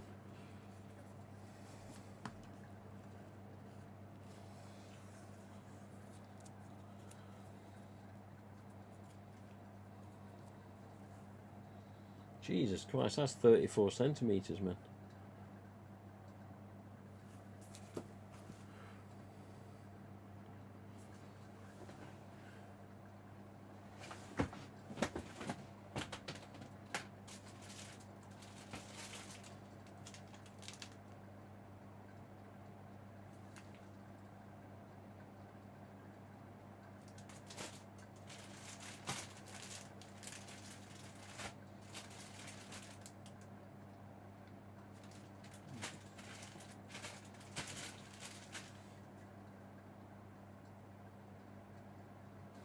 Alright, just checking. Anyone that may remember that, I think it was the last stream, when we had a picture of a HN, and we now confirmed that there's 3 HN types, you know, so you got the typo stamp HN, the smaller font HN, and then the smaller font HN with a lot bigger gap between the letters.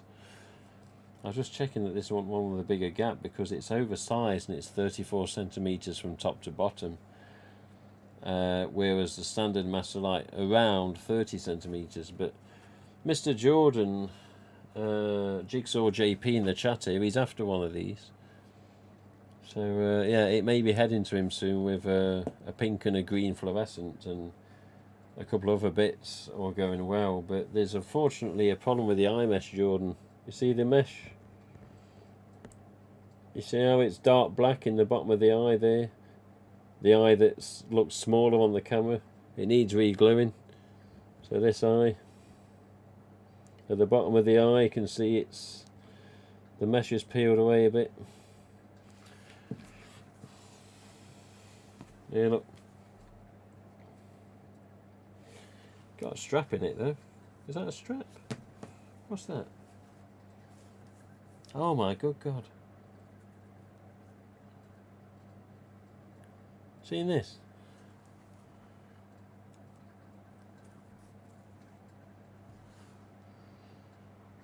So somebody, this is the one that was customised, of course. Yeah, somebody's, yeah, of course, now I remember. This was the mask that had been customised. And originally on the bottom of this, there'd been, because this has all been sewn at the bottom with this stitching, which you don't normally get on masks. Yeah, so see all that double stitch there, whatever you want to call it? That's not normally there on masks. But this had actually had an extended piece of black fabric put onto the bottom. It'll be on another stream, I know it's there somewhere. But yeah, I said to the missus, you know, if you got some time, unpick this, you know, chop it off, which she did, which was nice. And so we made it more standard again. But yeah, the eye mesh is, my finger's in the eye mesh there, when it shouldn't be all the way through, but it is. But yeah, somebody's actually put a bloody hook in the inside, which I never noticed. I'm just thinking a HN with elastic strap, that can't be right. And yeah, got a little stretch in it, but not much. But yeah, somebody's actually sewn that inside so they can hang it up. Strange. But yeah, I was going to send that to Jordan.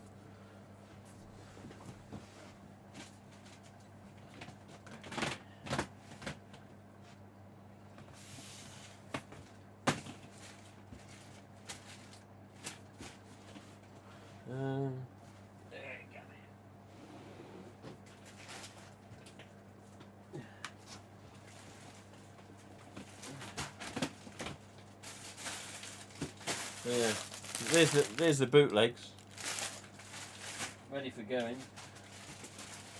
And yes, also Jordan, because Jordan's helping me out with some masks that I want as well. But yeah, these will be heading out to Jordan as well. So green fluorescent, pinky. I think these are 2020s. Are they 2020s? Oh no, 2019s. So the original re-released fluorescents, made in Dongguan, Guangdong, China. Is that the same? Yeah. So yeah, these are heading out soon. But they were some of the only fluorescents I had left. Very fixable. Yeah, it's fixable. It's fixable. Yeah. Apart from that, I think that's about it. On another note, handmade by robots. Oh yes, I've emailed them yesterday. I says, is there any interest? Because I think I speak to the lady that's in charge of Handmade by Robots. Her name's Mary. I said, is there any interest in somebody from Handmade by Robots coming on the stream, revealing something as an exclusive? You know, with regards to new items coming. You know, it says, can we see something first on this stream? You know, exclusive to ghostface.co.uk for reveal. And she says, oh yeah, you know, actually that's a doable thing. I was like, holy shit. So she said it probably won't be her. It's probably going to be another member of staff that's a Ghostface fan. That staff member is currently moving from one state to another. I can't remember where he's going to and where he's going from. Not that it matters. But she said possibly the first week of April, or sometime during the first week of April, we could possibly get this Handmade by Robots person on. So one of the staff from Handmade by Robots. So they'll be coming on telling us about upcoming items and also revealing something exclusively on this stream, which was very nice of her. So I honestly don't know what's going to be revealed. She's not told me anything. I don't know what they're going to reveal that's upcoming with regards to later down the line. So we'll see something exclusive reveal on the stream, and then they'll mention other things that's going to be coming after that as well. And I don't know what any of them are. We did obviously hear, if you talk to them on Instagram, that there's been whispers about a bloody mask or a bloody knife Ghostface figure coming for the Handmade by Robots. But apart from that, I can't remember what else they had in mind. Of course, we've had on the stream before the glow-in-the-dark versions and the other versions that they've done, like the metallic green and the little eggs and everything else that's come out. We've got the white Ghostface, the fluorescent pink, the fluorescent green, the silver metallic, the green metallic, the little eggs, and the glow-in-the-dark type as of now. Let's have a look. What else? But yes, he loves the fluorescents. He says he loves the fluorescents. I like the fluorescents. Of course, I like the vintage fluorescents. But yeah, the 2019 and 2020 fluorescents, they were nice. And I believe there were some 2021s done because Crypt Keeper's got some, or they're meant to be getting some. So I'm assuming there's still new stock that's been made of it. Again, we'll have to see, won't we? But yeah, when someone said earlier, what's your favourite mask? I don't know. I don't know. The Fantastics were obviously a high favourite. The HHNs, the Resurrection, EU stamps, Gen 2s, whether fearsome tags or not, early EUs. The special mask, which I'm still not allowed to show, that's definitely up there. The other two masks that are special, but not as special, yeah, they're part of the favourites as well. I don't know, you can't say to this person here, what's your favourite singular mask, because I haven't got one. There's a small bunch of super special masks, and even not super special masks, because, you know, there wasn't screen used or anything. But yeah, with regards to moulds and vintage, you know, the Fantastics and Generation 1 and 2s and Fearsomes and EUs are always going to be up there. Cryptic Gauze is a favourite, but I've never had one, and I don't think I'm going to get one. Black Tag ASIS, yeah, it was more just a tag variant rather than a mask, which isn't, again, if Carrie-Anne watches, or she's still watching, there's no offence, I'm quite happy to have a Black Tag ASIS. She was very kind in sorting me out with that one. But yeah, that's more tag variant than mask type rareness. But even so, it's still hard to find a Black Tag ASIS. But yeah, I don't know. What's everyone else's favourite mask? Type in the chat. What is your favourite mask in your collection? You know, do you have a HHN? Do you love it to bits? Is it your best ever mask? Do you have a Black Tag ASIS? Have you got a Cryptic Gauze that's just the shit? You know, have you got Generation 1 Fantastics that are tagged? You know, have you got early vintage fluorescence? You know, what's your favourite mask? Type them in the chat. Jigsaw JP's just typed he likes fluorescence, so you know. What's it? Eric and Emily Summers. You know, I've been watching their videos lately. Not many videos. We need to see more. But yeah, when I see videos recently from Eric and Emily Summers, you know, the 25th anniversary Sparkle Hood, then, you know, them masks make me sick.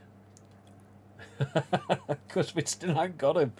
And I've only got that one, which is just coincidence of Ryan Hills sending it over. You know, Ryan was so angry that we was in the state we was with the UK stock, and that was 2-3 months ago. He was so pissed off that he says, I'm just going to send you one. I've got some from wherever he got them from, and he sent me the best of about 5 he had, I think he said. He says, I'm going to send you one because I'm sick of you not having one. I said, well, you know, what do you want me to do? I'm not in no position to go rob trading standards. So yeah, that's the only way I've seen a 25th Sparkle Hood mask with, you know, EU stamped vanilla smell, or birthday cake smell, I say. So when I see Eric and Emily Summers, I'm like, look at this, look at this. Like an old Alsatian that used to bare its teeth to say it was pissed off. I'm not angry that you've done the videos, but I just see those masks on these videos and many other videos on YouTube. I'm like, go on, look at those masks. Look at those masks. They are beautiful. Of course, yes, more the first run. But some of the second runs I've seen, they're not that bad. They're nice masks. It seems to me, than what I've seen on YouTube, that second runs are thicker masks. The ones without problems, you know. Probably the ones with problems are thicker too, you know. But remember what I said earlier, it's been looked into. It's been looked into. So we will see. We will see. But yeah, I want to look at my mask now. Yeah.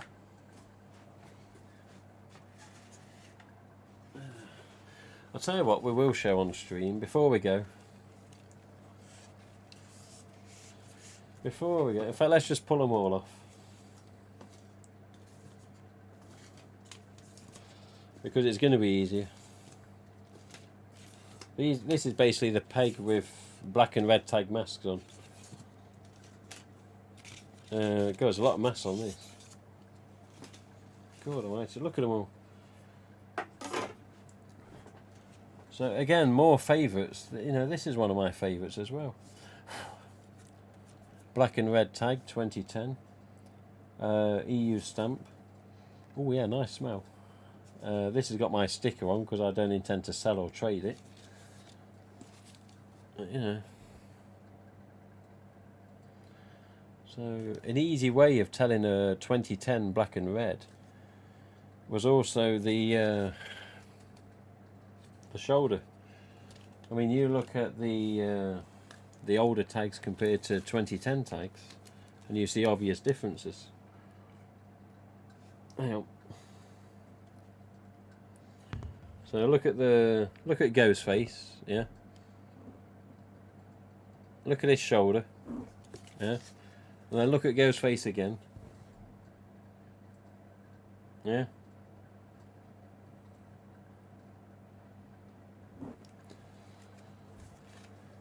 So this was a variant that was known to exist on header tags over time. People weren't stupid; they always noticed this. But this particular Ghostface image has a green tint on the mask.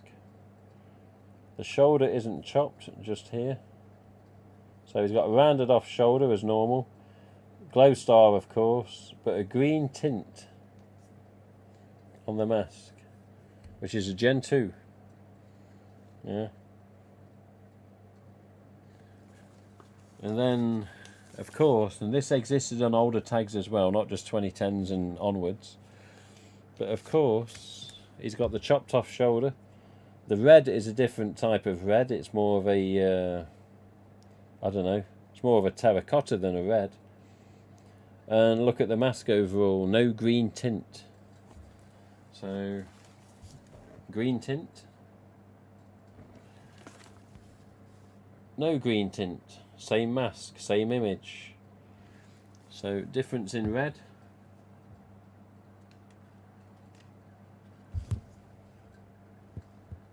So look at the difference in the red. Yeah. So like an orangey terracotta compared to a red blood. And again, the Fun World logo's moved.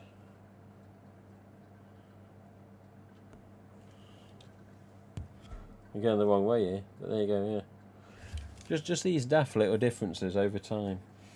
But to look at the masks, you know, EU stamps.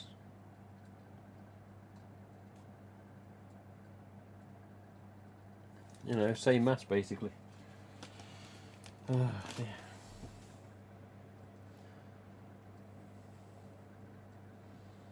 There you go. We're getting some text in the chat for the favourites. I like seeing this. One of my favourites. You know my favourites. Yes, I do. I'll post more. Yes, post more. Post more. Who is this? Is it Eric and Emily that's talking, or is it just Eric, or is it just Emily? Who is this? Who is this? Not an app. Yeah. There you go. Purple, green and the blue. Yes. One of my favourites is 2012 Asda Glow, because it glows insanely bright. Yeah, all Asda Glows live up to their name. Also my custom Sparkle Hood EU and my box set 2011 TD. Yeah, I can agree with them. I like your custom ones. Have turned out quite nice, Mr. Kurt, I must say. Good job, good job. I got a lot to learn about the mass. You need anything, I'll send you something. I'll keep you in mind for that. Favourite has to be Screen 3 early EUs. Not sure why, but to me they have the most perfect shape, even compared to hair dry 2016 EUs. 2015 and 16 EUs, for some reason, were incredibly stiff, almost the same stiff and sturdy as the HHNs. I don't know why that is, because that's 4 or 5 years after HHNs as well. Not sure why, to me they have the most perfect shape, even compared to my old yellow purple. Take ASI, still has such a nice shape. Do like the French tag mask. The shape is amazing. I've got one of them here. Well, I've got one that's got French text on. I haven't got the original Visage de Phantom of one of them. You know, the one that's just says Visage de Phantom somewhere here, and the red gradient's more of a maroon rather than a red. But yeah, it's something I've wanted for years, never been able to find one. They're hen's teeth now. Getting dry throat here.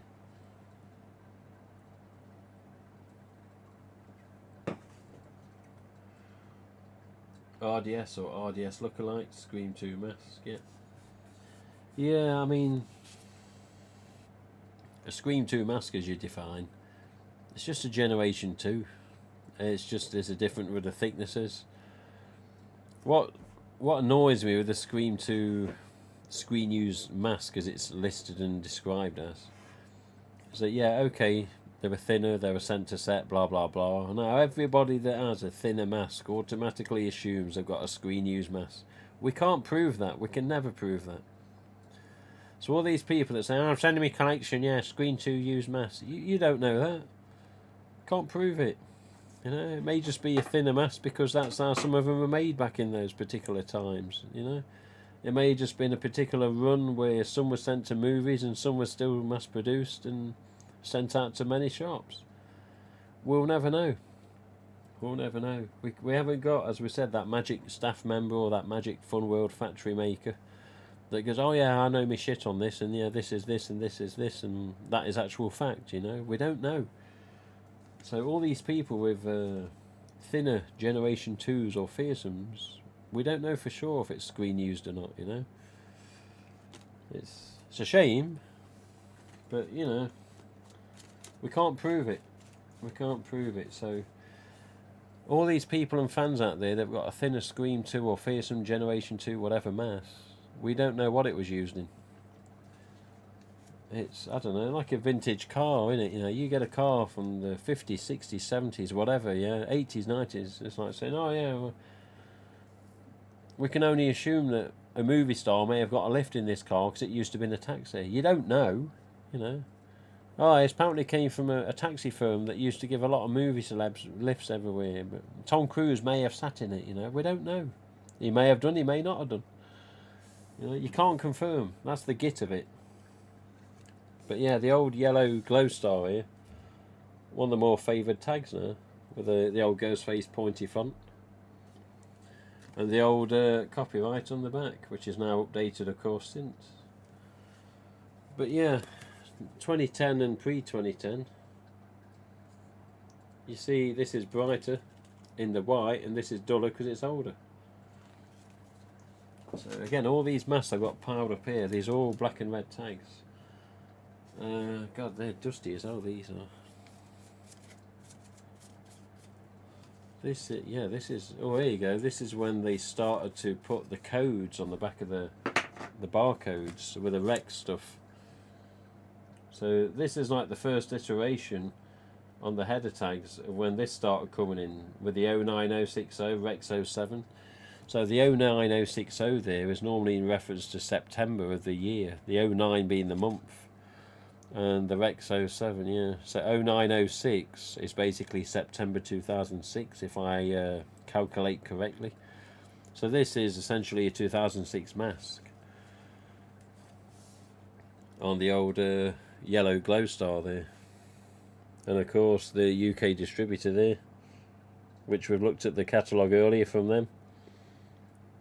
But again, you know, the curved shoulder, the yellow star, the red glow. But, you know, standard EU. This is something that's been mentioned recently among collectors online. This is an alternate tag, which has mostly got French text on, although there is some English. So this is Mke Mask. But yeah, these are seen quite a lot in the past, not so much now. But yeah, French and English on the back there. Got my sticker on because I didn't want to sell it. But yeah, same barcode numbers. And there you go, Mr. MK. With your alternate French glow star, which is basically glows in the dark, is what it's saying. But notice, even in earlier times, they were chopping the shoulder off. Not so early, but you know, it even had shoulder chops in different times. Your standard ASIS, and of course you got your TM next to your Ghostface, rather than the R in the circle. Another thing with 90s ASIS and even some MKs, as we can easily see, the label is on the outer. So all these daft little facts that can make a mask legitimate sometimes. There you go.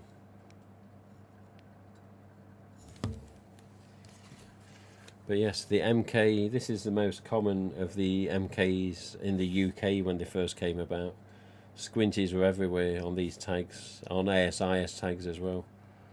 But yeah, chap in the chat, he got one of these recently. I don't know if it was tagged or not, I can't remember now. I think Vince in the chat, he got one of these. But very small nose on the MKs, the Squinties. Very small nose.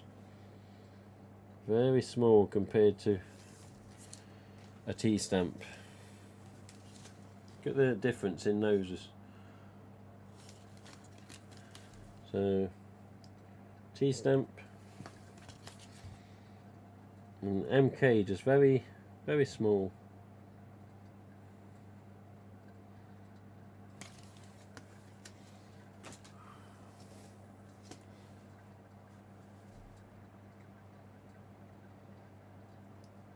If I could get any mask, it would be the Scream 2 mask. Okay, yes, because I can't afford a Fantastic Faces. It's Eric. Hello, Eric. Gen 2 always be my favourite. Favourite header tags will always be ASIS Purple. The last cryptic I saw sell on Mercury was a Macari. Sold for 150. Wish I'd have jumped on it. Yeah, that's not bad for a cryptic. I love the phone tags. Squinty, one of my all-time favourites. Yes, and then there we go. Again.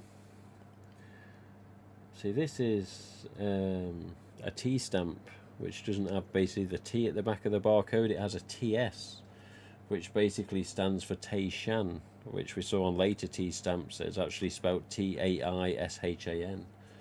But yeah, here you go. Look, TS here, which is Taishan, and again, old black and red tag. Bit of a reminiscence of a sticker there in the past, but again, curved shoulder, more of the red glow, aside from the the terracotta on the later 2010s. Again, the TM next to the Ghostface, but this is a T stamp. You can see T stamp straight away. The mouth cut, the eyes, the paint filled mouth, as in all around the edges, not just the mouth itself. And yeah, the nose aren't always the biggest giveaway, but you can always tell T-stamp from the eyes and mouth. And of course, don't forget there's the alternate T-stamp, which is the cryptic gauze, and it's also be seen as not as cryptic gauze as well. There is another alternate T that's just a standard mask. What's this one? This is just number 2010, I think. So this particular sticker on this was, again, we've mentioned this before, Earth. So this was from a fan called XELA. So XELA is actually Alex spelt backwards, and this fan had come across these in 2010. I think he got a box or two of these brand new masks. But yeah, 2010 EU stamps. He said, I've got some at a trade of a price, which we did at the time. I forget what I traded. But yeah, I got a couple of these while I could get them, because these were starting to fade out in the start of 2010. 2011 they were still there, but after 2011 they started to get even more scarce, the EU stamps, which was a big shame.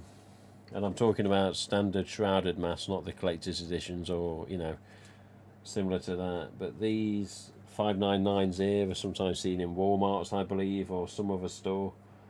But again, you've got your trademark on this one with the R just at the side of the hole there. See the mask in the background. Yeah, but your trademark, slightly different tag on this, only slightly. Curved shoulder again, glow star, and then yeah, registered Ghostface there.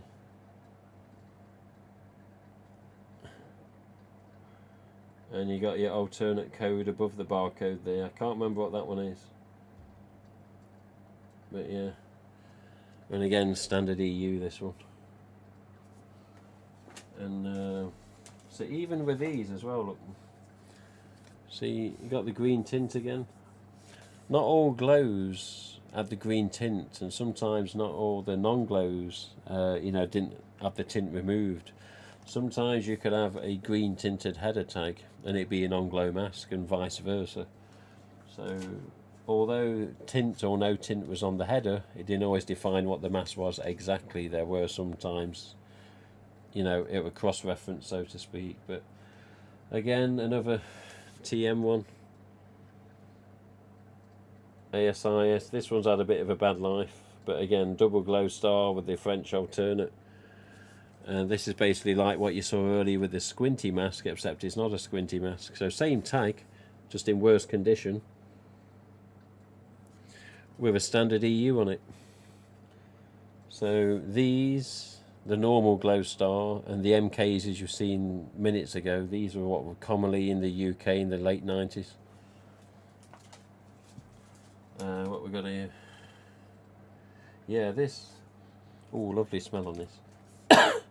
Yeah, this is another. In fact, this one's 2006 mask. Jesus. Yeah, this was a new old stock from a chap called Twan, who's sometimes on the stream in the chat. I'm not sure if he's here now. But yeah, this was new old stock found in recent years, and Twan Legentis, he come across these. This was actually one of the masks.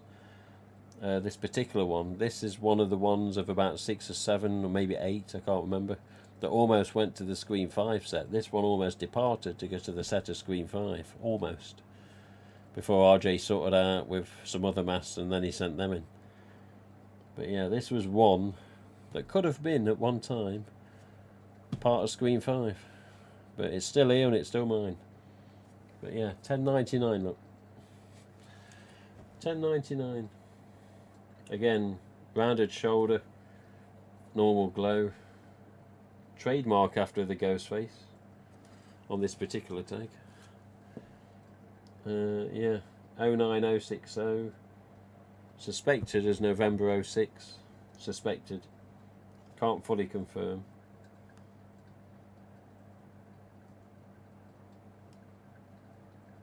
But there you go. But yeah, that was actually sold to me more for a retail price, shall we say, rather than a gouging price, which was nice. And then last on the peg, at the back of all these masks on the peg, we got a random Scarecrow. And these, bloody hell, these are hard to find now. So these were only ever seen around 2012. I mean, this is April to June 2012. And the Scarecrow masks, obviously because of the weight of them and the burlap on the originals, and even this one, which is actually an ultra white mould with a texture finish on it.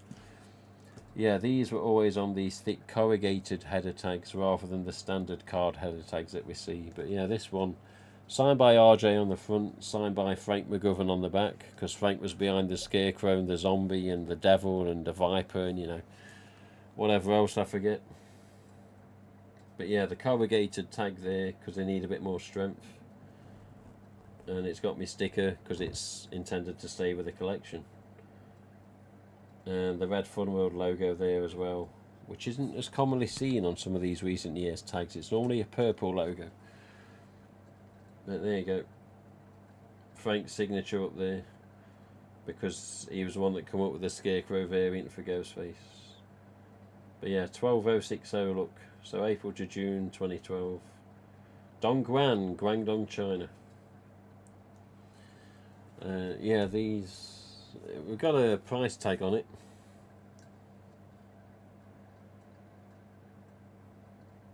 Yeah, which ain't gonna focus. But this was from Tallahassee, Florida. This originally came from Zachary Cook, who was on the stream a while ago.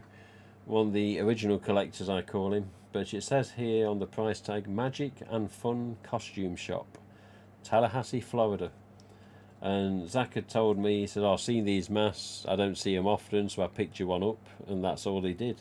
Next thing you know, it's arriving at my doorstep, and this is what it was. So this actually does look like there's no eye mesh in there, but it's incredibly thin, and the fact that the inside of the material is white makes it look like there's no mesh. Like that. You can see up close that there is, but it does look almost completely see-through.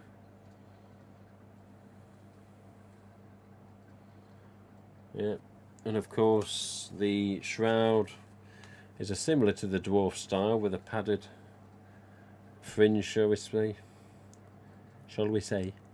Get my words out. And then, yeah, unfortunately, for some reason, the inside was white with some foam pads. So yeah, the foam was obviously for the fringe around the hood. And elastic strap as well. So brown inside. Frank signed it in the top as well. So he signed inside the mask and on the outside of the header at the back. But yeah, so yeah, Frank there, and then RJ just there underneath the face. There you go. Right, I think it's time to let you go on. Squinty was my first vintage. Was surprised by how floppy it was compared to the ultra whites I had. Yeah, it has got a lot of flex, the Squinties, definitely. Also found out it was glow by accident going to bed one night, seeing Ghostface staring at me in the dark. Hey, what's he doing? Yeah. I missed the black and red tag masks. They had such a vibe. They did have a nice vibe. It was a nice follow-on from an ASIS tag, it really was. It was just simple, clean, basic, but, you know, created the same, as you say, vibe. Let's put these back. But yeah, almost went to Screen 5, that particular one. Yeah, I'm looking for all these, you know, as he says, oh, see if you got any EU stamps. I'm looking through these thinking, no, I don't want that one to go. I don't want that one to go. I don't want this one to go. Because they're all too nice and too bloody rare. So I did have the 2010 on the front as we started this stream, but I'm just going to leave it as it is for the minute. But here's your Squinty again. Yeah, still got my Squinty that we used in the fan films, with all my friends' signatures on it. Still got the tag. I re-tagged it as well because I still had the tag from it. So re-tag Squinties up in the loft. Scarecrow goes on the back. Come here.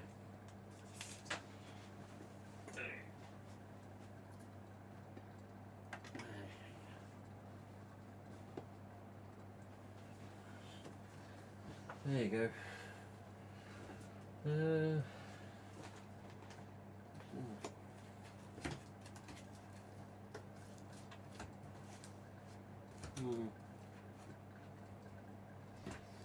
Just double checking.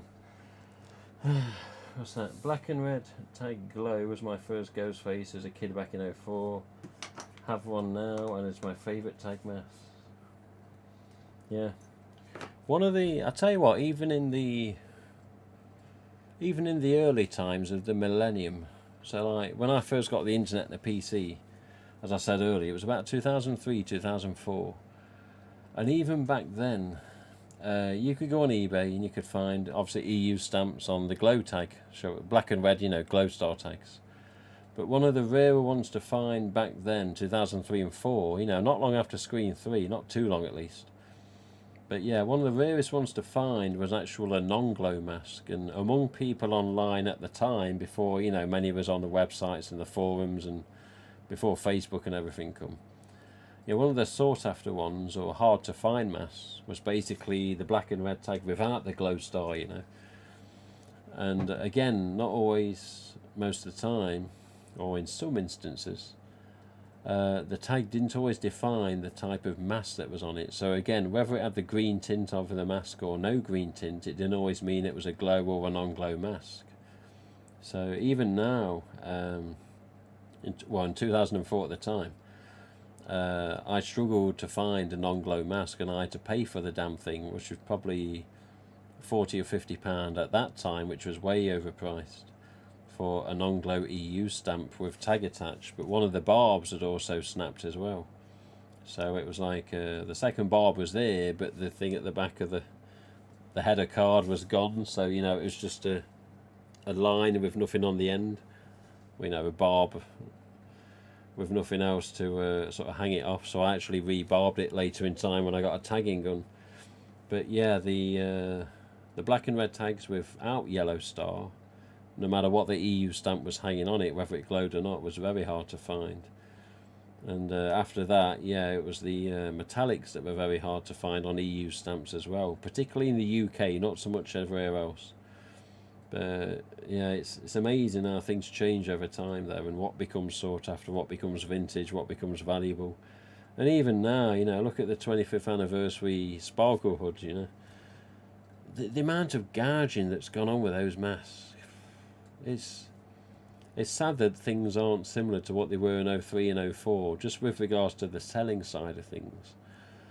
But, you know, you think of all these masks and all these, sadly, gullible people that have been conned. It's crap, man. It's absolutely crap. I mean, look at Cryptic Gauze. Oh, right, so there's only 1,000 made, but there's still you know, probably 900 out there among fans that haven't found it yet, you know. Probably someone with a batch of them somewhere thinking, oh, these worthless bloody things, can't do anything with them because they haven't got the know-how or looked at the, you know, websites or Facebook groups to see information about them. But I don't know, what's this? What got you into Ghostface stuff to begin with? The films. The first Scream was just, you know, it was not what I expected. I was expecting a crappy horror film. I didn't have any clue about what Mask was in it, but I was just expecting a crappy horror film because normally around that time with other horror films, they were all known to be crap as well. Like, there's opinions, of course, on all these horror films from that time, you know, New Nightmare, bloody Shocker, recent Freddy and Jason's, or, you know, whatever else was around at the time. I don't even know much on the Freddys and the Jasons as to what was released and when. But yeah, what got me into collecting and Ghostface was the Scream films. So yeah, Scream 1, of course, you're like, yeah, what a film. Scream 2 I liked even more. There's always a difference in my ranking with 2 and 1 now, even to this day. I'll always switch them around. So yeah, 1 then 2, then 2 then 1. But yeah, just the first time I saw that mask, I was like, oh, I've got to get that mask. I've got to get that mask. I've got to go around with that mask on in my car, driving, scaring people. And I did. I did many times. You drive about. Obviously, you got the mesh of the eyes, but I could see what I was doing. I knew where the indicators were, you know, the windscreen wipers, and it's just your vision from the side is not what it is, you know, like now. You look side of your eye, like he says, was it Bill Murray, Groundhog Day, side of your eye, side of your eye. Side of your eye doesn't exist in a Ghostface mask. You've got to literally turn, you know. So, yeah, the side of your eye, it didn't exist. So I was always like, and I'd, you know, quick head movement to scare someone. And I get to a set of traffic lights, and, you know, it's a red light. And sometimes I didn't know if there was anyone there or not. So I'd just be like, I'd either do this and just stare at him, or do this. And you see someone go, oh, yeah. Anyway, you know, that enjoyment added to it without having to watch a film as well. So that was nice. But there was one time, there was an old hotel, and you can still find this hotel online. And even on Google Street View, it doesn't really look much in the daytime, but at night, it's a different atmosphere. Anyway, in my area of Arnold, Nottingham, where I lived for 21 years, from 1982 to 2003, there was a place a mile or so away, depending which way you drove, called Bestwood Lodge Country Park. So, you know, woods, dirt track footpaths, fencing, private houses, big private houses in some respects, the back of a school, but basically these woods were very spooky at night. Very spooky at night. And there was a dirt track that led out the back of the woods to a main road called the A60, again, which all exists today. If you carried on down this dirt track, there was mansions, you know. These people that had the money, you know, wanted to live back of the woods, that's their choice. It was almost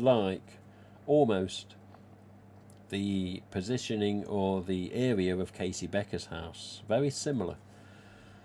Anyway, one night, bear in mind there's also a Bestwood Lodge Hotel there as well. So if you, as you go up the main track into Bestwood Country Park, it's all tarmac with speed bumps, but as you follow round to the left, people may know this that could be local and watch this at a different time, but you follow this track round to the left and there's private houses which are big sumbitches.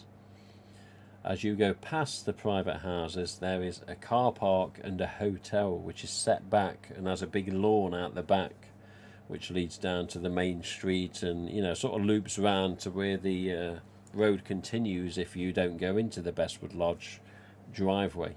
It is a public place, it's not private, it's not no trespassing, you know, it's, you can go there, walk the dog, whatever. But this hotel at night is known to have the ghost, or definitely rumoured in many years gone by and many times, the sightings and smells in relation to the old ghost and figure of Nell Gwyn. So anyone knows the history of Nell Gwyn? Yes, she was a real person, and in this particular hotel she was sort of known and seen by many guests and staff. It's weird because more so in the day is when the sightings and things happen rather than the night.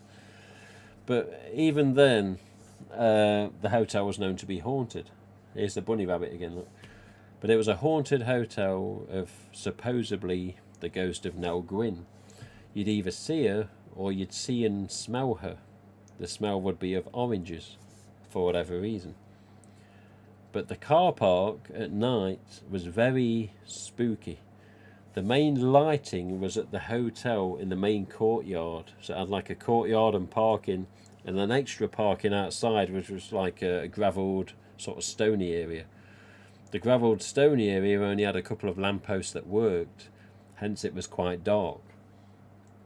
So, not to bore you too much, but it had a spooky essence at night. So, here's me with a Ghostface costume. A Fun World costume, of course, but you know, at the time we didn't care. It didn't have to sparkle, didn't have to smell a certain way. All I knew is I had this mask that had a funny smell that I didn't know what it was, which was vanilla. But I thought I can wear this mask for long periods of time and not have to take it off. I can breathe through it, I can tolerate the smell, and I can scare people, and I can drive. So, you know, I was having a ball. And this particular chap worked at Bestwood Lodge Hotel, a very small Asian lad. Small, skinny, scrawny, but nice, friendly chap. Talked to him many times. And one night I thought, I wonder if he's on tonight. You know, go up and have a chat.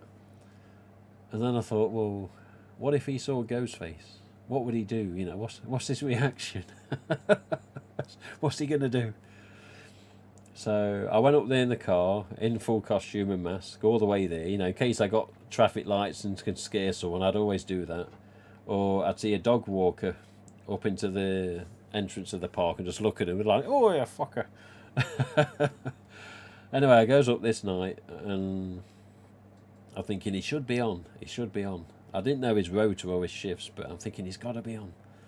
He's got to be on. So I park up somewhere else out the way. The car's not going to be bothered, and the car's okay, which was a concern up there, trust me. Anyway, bear in mind, I'm full costume, mask on. I don't think I had a fake knife. I didn't really see the point. Just in case somebody got the wrong idea as well. So yeah, I'm in costume. I got the Fun World gloves on, which were very small at the time. I got the mask on, EU stamp. And I'm just waiting for him. Where is he? Where is he? Where is he? Where is he? He's not coming out of the courtyard. For some reason, he's staying around the courtyard and not looking around the other spaces, which were quite full. I'm thinking, I'm going to have this little sod. I've got to get him. And I had to get insanely close in like stealth, you know, without being seen by, of course, there's guests in and out as well. So, you know, they see someone get prancing around in a robe and a white mask, they can say, oh, excuse us, mate, there's someone out there. So, yeah, finally I get into a position where I'm overlooking the cobbled and stony area of the car park and towards the hotel with the courtyard area. And I can see him, and he's not coming, he's just not coming out of this courtyard. Something spooked him before I got there. I don't know whether it's chicken shit or whatever. You know, he would just start scared of the dark, I don't know. he seemed a little paranoid when I used to speak to him, because, you know, that area at night, you don't know who's about, and it is quite, I don't know, caved in with trees, so to speak. You know, they do sort of hang and drape over and sort of create like a darker space, so to speak. But yeah, I just remember getting in position, and finally the little swine started to come out of the courtyard area. And I sort of pounced and just looked at him, and he's like, "Ooh!" And he just froze. And he just stood there and he froze. And I was like, "What's he going to do?" And nothing, he just, "Oh."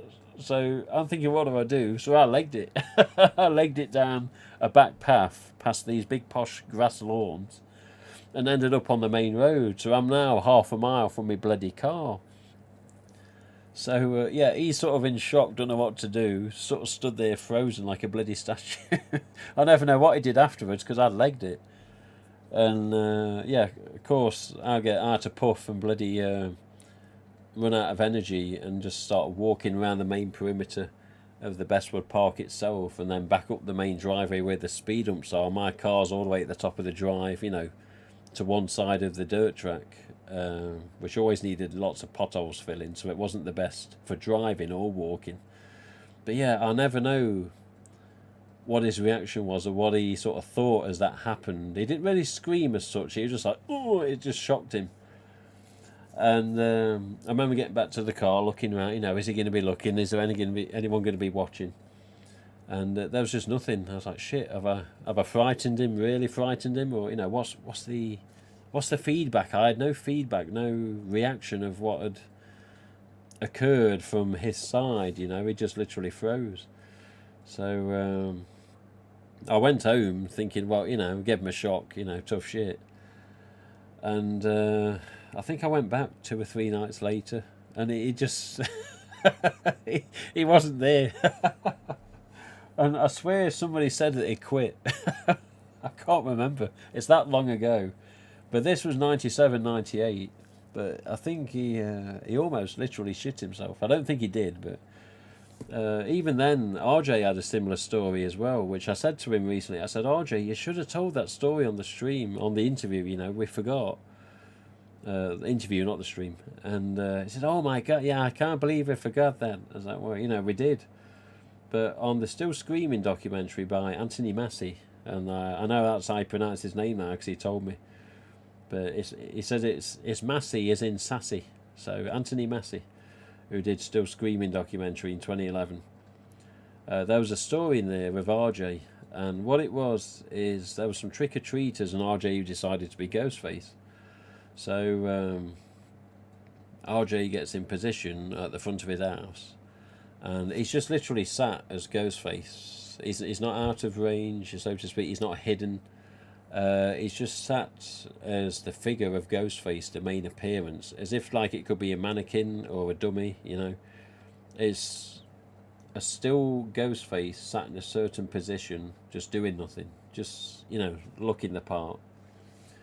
And I don't know if it's online to watch, but if you've not seen the documentary, then I'll tell you the rest of the story, which won't last too long. Anyway, these trick-or-treaters came, and one of these trick-or-treaters had a big mouth, shall we say. And he was there poking and prodding Ghostface, saying, oh, look at this piece of shit, fucking, you know, bad-mouthing, talking low of Ghostface, yeah. Basically, Ghostface is not approved in this little kid's opinion. He thinks it's a piece of shit. He's not impressed, yeah. So he's there. This is what RJ said. He was poking and prodding him, basically bad-mouthing Ghostface constantly. So RJ got up and lunged towards him, and the kid literally shit himself. As in, literally shit himself. So this Ghostface that he thought was a static figure, or, you know, a mannequin or whatever, had moved, and the kid literally filled his bleeding pants. And RJ's first thought, he told me, and he says it in this Still Screaming, but RJ's sort of first thought was, holy shit, you know, I'm going to have a lawsuit on my hands here. I've scared a kid to death. You know, he was worried, you know, what's the parents' reactions? Because the parents were at the end of the drive watching them trick or treat, supervising them. And apparently the parent had said in the end, it's okay, he deserved it. Oh my God, he shit his pants. So, yeah, I had my little scare up at Bestwood Lodge Hotel, which you can Google, you'll see it. It doesn't look scary on Street View, though. But yeah, RJ had his scare, which was actually by accident, with some youngster with no respect for Ghostface, and oh my God, he shit his pants. He literally shit himself, so don't fuck with a Ghostface. Oh, let me catch up with the rest of the chat, and I think I'll let you go. You should put one on when doing our Auf Wiedersehen footage. People won't know what to think with Auf Wiedersehen because they're like, what? Yeah, you sound like something like a practical joker. Did you ever see him again? You know what? I don't think I ever did see him again. I was a joker back then. I mean, I'm a joker here and there now. I mean, look how I look. But no, in all seriousness, I'm not sure if I ever saw him again. I remember my brother, there was somebody else my brother knew up there that worked with him or something, or worked in the hotel, because he was more car park and the parking. That was his concentration, his area, you know. That was his duties, was the car park and the customers and the guests in case they didn't know where to go. But yeah, I remember saying to my brother, oh, just, you know, that little Asian chap, saying, oh, I think he's left, yeah. Something happened. I'm not sure whether it was a scare that did it or whether he was planning to leave anyway. But yeah, personally, I've never seen him since. But yeah, I just think the last time he saw me was with costume and mask on. I was a lot thinner then as well, so you know, looked like a standard Ghostface rather than an overweight Ghostface. But yeah, he just froze. You know, just shocked him. And I just remember thinking, because there were cars coming as well, I could hear cars coming and headlights approaching, I could see him.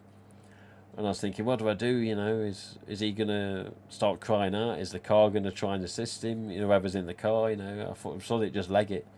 And yeah, it was a long run and I was knackered. But I just thought, yes, got the bastard. And there was another time in Nottingham Town Centre. It was in the days of Nottingham Circuit, you know, bad boys, boy racers, loud exhaust, loudspeakers. Me and many other mates, you know, Vauxhall Novas, Corsas, Fiestas, RS Turbos, Escorts, you know. But there was one time in circuit days where I put the mask on. I said, oh, you know, I want to drive around the circuit with a mask on and see the reactions we get. The mask was always in the boot of my car and the costume. It was always there just in case. And yeah, I put the mask on one day and I was in these lanes, which was a big one-way system. And there must have been, it was either 3 or 4 lanes. One broke off to the left towards the Nottingham train station and the other 3 were straight on. 2 were straight on down what they call Castle Boulevard, near some Auf Wiedersehen locations. And another one was for the right-hand turn if you want to go back round what they called the circuit. And anyway, I had the mask on.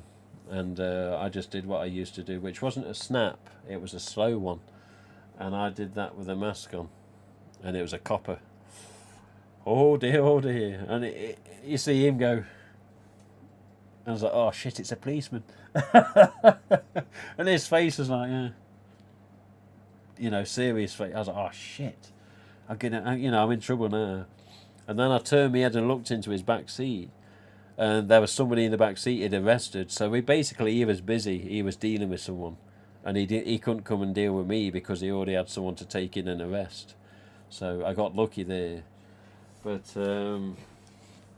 yeah, there was one more incident which I've talked about on stream before, but I'll make this the last thing to talk about, and this will be quick because I think the viewers are going down, which I can understand. But anyway, the last incident was on a road called, we used to call it George's Hill in Nottingham, which is just up from the village of Calverton. Anyway, I think it's actually called George's Lane, but we always call it George's Hill because if you ever tried to bike it, trust me, that was a hill. Anyway, George's Lane, very long, very windy, and at one point you go around the bends and it just goes woof straight down. Very steep hill, you turn right at the bottom, and it was haunted. Probably is still haunted now. The haunting was supposedly when you went down the hump of the hill, where it just went straight down, that if you was in your car and looked in your rear view mirror, you would sometimes see the ghost of a lady. Old lady, Victorian, you know. Basically, it shit you up. It shit a lot of people up. They look in the mirror. Some people are used to tilt the mirror so they couldn't see in it, you know, going down the hill at night. The rumour was, or the story was, that after midnight, on George's Hill, aka George's Lane, that if you got to that point of the hill, midnight or afterwards, then the bitch was due to appear. And she could appear in the back of your car. Which did happen to many people. They'd shit themselves, whether they crashed, whether they... I don't know how they reacted, I don't know. But basically the story was, after midnight, she wanted a ride. And she would go from top of the hill to the bottom of the hill, and then back up and down all night, apparently. That's the myth, that's the story. I'm not here to say definitely this or whatever. Anyway, me and a few friends went to George's Hill one night, as I'll call it. And at the top of the hill, and as it bent round as you go back up the hill, there was a lay-by. So one of my friends from filming was there, the Arnold Scream fan films. And his name's Geeson. His last name is Geeson, Geeson. His parents of the time lived just down the road, right at the bottom of George's Hill, into the main village of Calverton. So he said, "Oh, I'll be back in 10 minutes, blah, blah, blah, blah." And somebody said to me, "Oh, scare him. When he comes back, scare him, jump out at him." I says, "Oh." He says, "Yeah." He said, "Jump out, get your costume." Because, again, they knew there was a costume and mask in back of the car. So they said, "Yeah, scare him. I said, "All right." So they had a video camera as well. I'm going to have to get the footage onto the PC. And actually, it's not the best footage, and you can basically make out what happens. But yeah, it's not HD quality. This is off a VHS-C tape, old camcorder from the 90s. Anyway, he's gone 10-15 minutes, and I think, yeah, I'll be back soon. So I'm lying in wait in these bushes. So this was between 10 at midnight, 10 p.m. and midnight, somewhere around there. I don't know. I honestly can't remember. But it was late at night. And there was a few of us. All the headlights were off on these cars in this, you know, parking area. And we were just talking, and there was they knew I was lying in wait in costume and mask. And it was a quiet time of night for the cars going up and down. So anyway, all of a sudden I hear this car, and I think, yes, I got the bastard. We got him. So the car gets closer and closer and closer, and then right, jump out, got him. Did we get him? No, it was a policeman. People in the USA or any other country are going to think, what's he on about when I say this next part? But it was a Volvo T5, yeah? Estate Volvo, you know, common police car at the time. T5, yeah? Fast bastards, you know, normally used in chases and high-speed pursuits and traffic cops, yeah? So yeah, I jumped out. God almighty, did you ever see a front end dip so fast because he slammed his anchors on? And yeah, of course I got in trouble for that. Not officially, but I could have been in more trouble if I'd have not obeyed what he said. So he slams on. Of course, I then realised the blue lights are lit up, and there's a light in the edge of the siren, the actual end of the siren. So say this is the police siren, yeah, with all the blue lights here in, you know, in the centre. The edge of the siren, there's white lights. I didn't know this at the time. So both edges of the siren, there's actually bright white LED lights. I didn't know until that night when he turned one on my face. He made the mask glow up and he could see my eyes through the mesh, of course. So his reaction was, "What the hell are you doing?" I was like, "Sorry, I thought you was a mate." He goes, "You're trying to make your mate crash?" I was like, "Well, not really. No, he'd have expected it." He says, "Well, I tell you what, mate, you've got 10 minutes. And if you're not gone in 10 minutes, I'm coming back to arrest you." Among other things that was said. And I was like, "Yeah, sorry, I didn't realise. Yeah, no, I'm not trying to make him crash. He'd have expected it, blah, blah, blah, blah, blah." You know, and he let me off. So anyway, this T5 bombs off. He says, "Right, you got 10 minutes. So that's when me and my friends decided to depart very quick. And we didn't want the trouble. But honestly, you'd never seen a front end of a car dip so quick because he slammed his brakes on. It was just, whoa! It's almost like he did an endo on a bike, you know. And I was like, holy shit, you know. You know, you're there jumping. I didn't jump into the road. I was basically in a bush and I popped up and lunged forward. So I didn't lunge into the road, but I just lunged forward towards the road, but didn't really jump into it. But yeah, he shit himself. And all you hear from the background of the video, because the video's distant, it zoomed into me waiting. And all you just see is these lights, these brake lights come on and the car dip. And you just hear all these people go, because they're like, shit, it's a copper. And you hear them say this and that, you know, all these friends are talking. You can only just hear me in the distance, because it's an old camcorder. It's not like I had a wireless mic on. And yeah, basically me trying to explain myself and say sorry to the copper. And yeah, I'm just saying, right, you got 10 minutes, mate, you best be gone when I come back. And you know what? I honestly don't think he went back. I reckon he just said it to warn us and scare us off. But yeah, it didn't make him happy.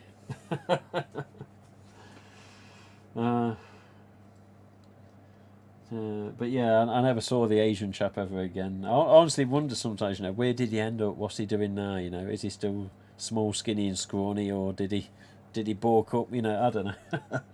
Did he get in trim because of a Ghostface encounter? I've no idea. But yeah, I always remember my brother saying, "Oh yeah, he don't work there anymore." So it's like, was that a coincidence, or was he, you know, was he enrolled on a college course? Was he due to leave? Who knows? But yeah, the copper. It is on footage. It does exist on a video, and the video is still somewhere up in the loft. It is intact, but even if I got it onto the PC, you wouldn't see much. I'd have to put some filters on it and try and brighten it up. But again, it's a distant shot, so you don't really get the full impact of the recording of, you know, the footage. But it was a funny time, and yeah, there was a couple of times, of course, with the coppers, as I've told you about, the policemen. And yeah, there was many times where I really wish I had a GoPro or something where I could have just got the reaction of the people at the traffic lights go. And some of them would go, and others would go, yeah, okay, mate, yeah, very funny, yeah. Some would try and chase you, you know. Oh, I think it's funny, Dick, right? They follow you for a couple of miles, you know. And, you know, you'd have to drive and lose them, you know, turning into a street without indicating the hope that they were driving too fast to follow you, you know, or they had to slam on to try and find you, and as they're trying to find you, you veered off into another turning, you know, and turned your lights off quick. But there was many different instances where you could be in trouble with people that want the policeman, because somebody would take it serious, you know, and not have a sense of humour. But my favourite ones was the police encounters, because we didn't get in official trouble for it, and just the traffic light reactions where they just do that one as I just did, you know. You go, right. They put the window down. I remember one bloke saying, I thought that was my mother-in-law. I was like, you what? What's your mother-in-law look like this? And there was even one next to a bowling alley at Showcase Cinemas, which still exists today. And we were filming in the day for the fan films, and another bloke said a similar thing. I thought you looked like a mother-in-law. I was like, what is it with mother-in-laws? But he drove by in plain sight on the footage. And all you can hear on the footage of this distant audio is that mother-in-law. And the cameraman's saying, what was he on about, mother-in-law? He says, oh, that's what he thought we looked like. So again, he saw a funny side of it, rather than being one of these serious stoat-faced bastards that, you know, didn't have a funny side to it and would just get mardy. But cinema reactions were always good as well. When we went to see Screen 3 in the costume, you know, the reaction was always okay. And yeah, you know, Ghostface does have an impact, it really does. But yeah, I'll always have fond memories of Ghostface. My earliest times of owning a mask and a costume, which cost me £40. So them costumes in the earlier days didn't have masks with them. You were just paying for a robe, a belt, and a pair of gloves. 40 quid. Polyester, you know. I was like, God, is this it? And I had to go and find a mask. But, you know, I found a mask, ASIS, and the black and red tags, and I enjoyed myself. But yeah, those costumes and masks were always in the boot of the car. A couple of them disappeared over time with filming and fan films, and mates that would take it home and you never see it again.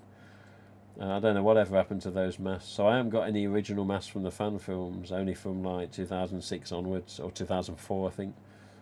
But yeah, some of the encounters of my early memories are scaring people by driving about, and even pouncing out on people up at creepy woods. Other times, you just literally get in a position in a bush or behind a tree and just poke your head round and just stand still and look at them. And dog walkers, they'd be like that. And they wouldn't know what to do. And you're just still with this fake knife. Of course, it was plastic, the bleeding knife. And they're like, and they sort of walk along very slowly and cautiously. What's going to happen here? What's he doing? But yeah, a lot of fun in the earlier times. And yeah, something I wouldn't mind repeating in some respects. Anyway, let me check the chat because it's time to let you lot go. Bloody hell, Mike Alligators. What medication are you on this week, Mike? A fascinating person. That's a bit worrying, that. But yeah, I don't know. But yeah, great cars. The Volvo T5 is well known in Nottingham. Very common police car at that time. I thought it was all over the country, but yeah, to jump out in front of one. What are you doing? I was like, sorry, mate. I thought you was my mate.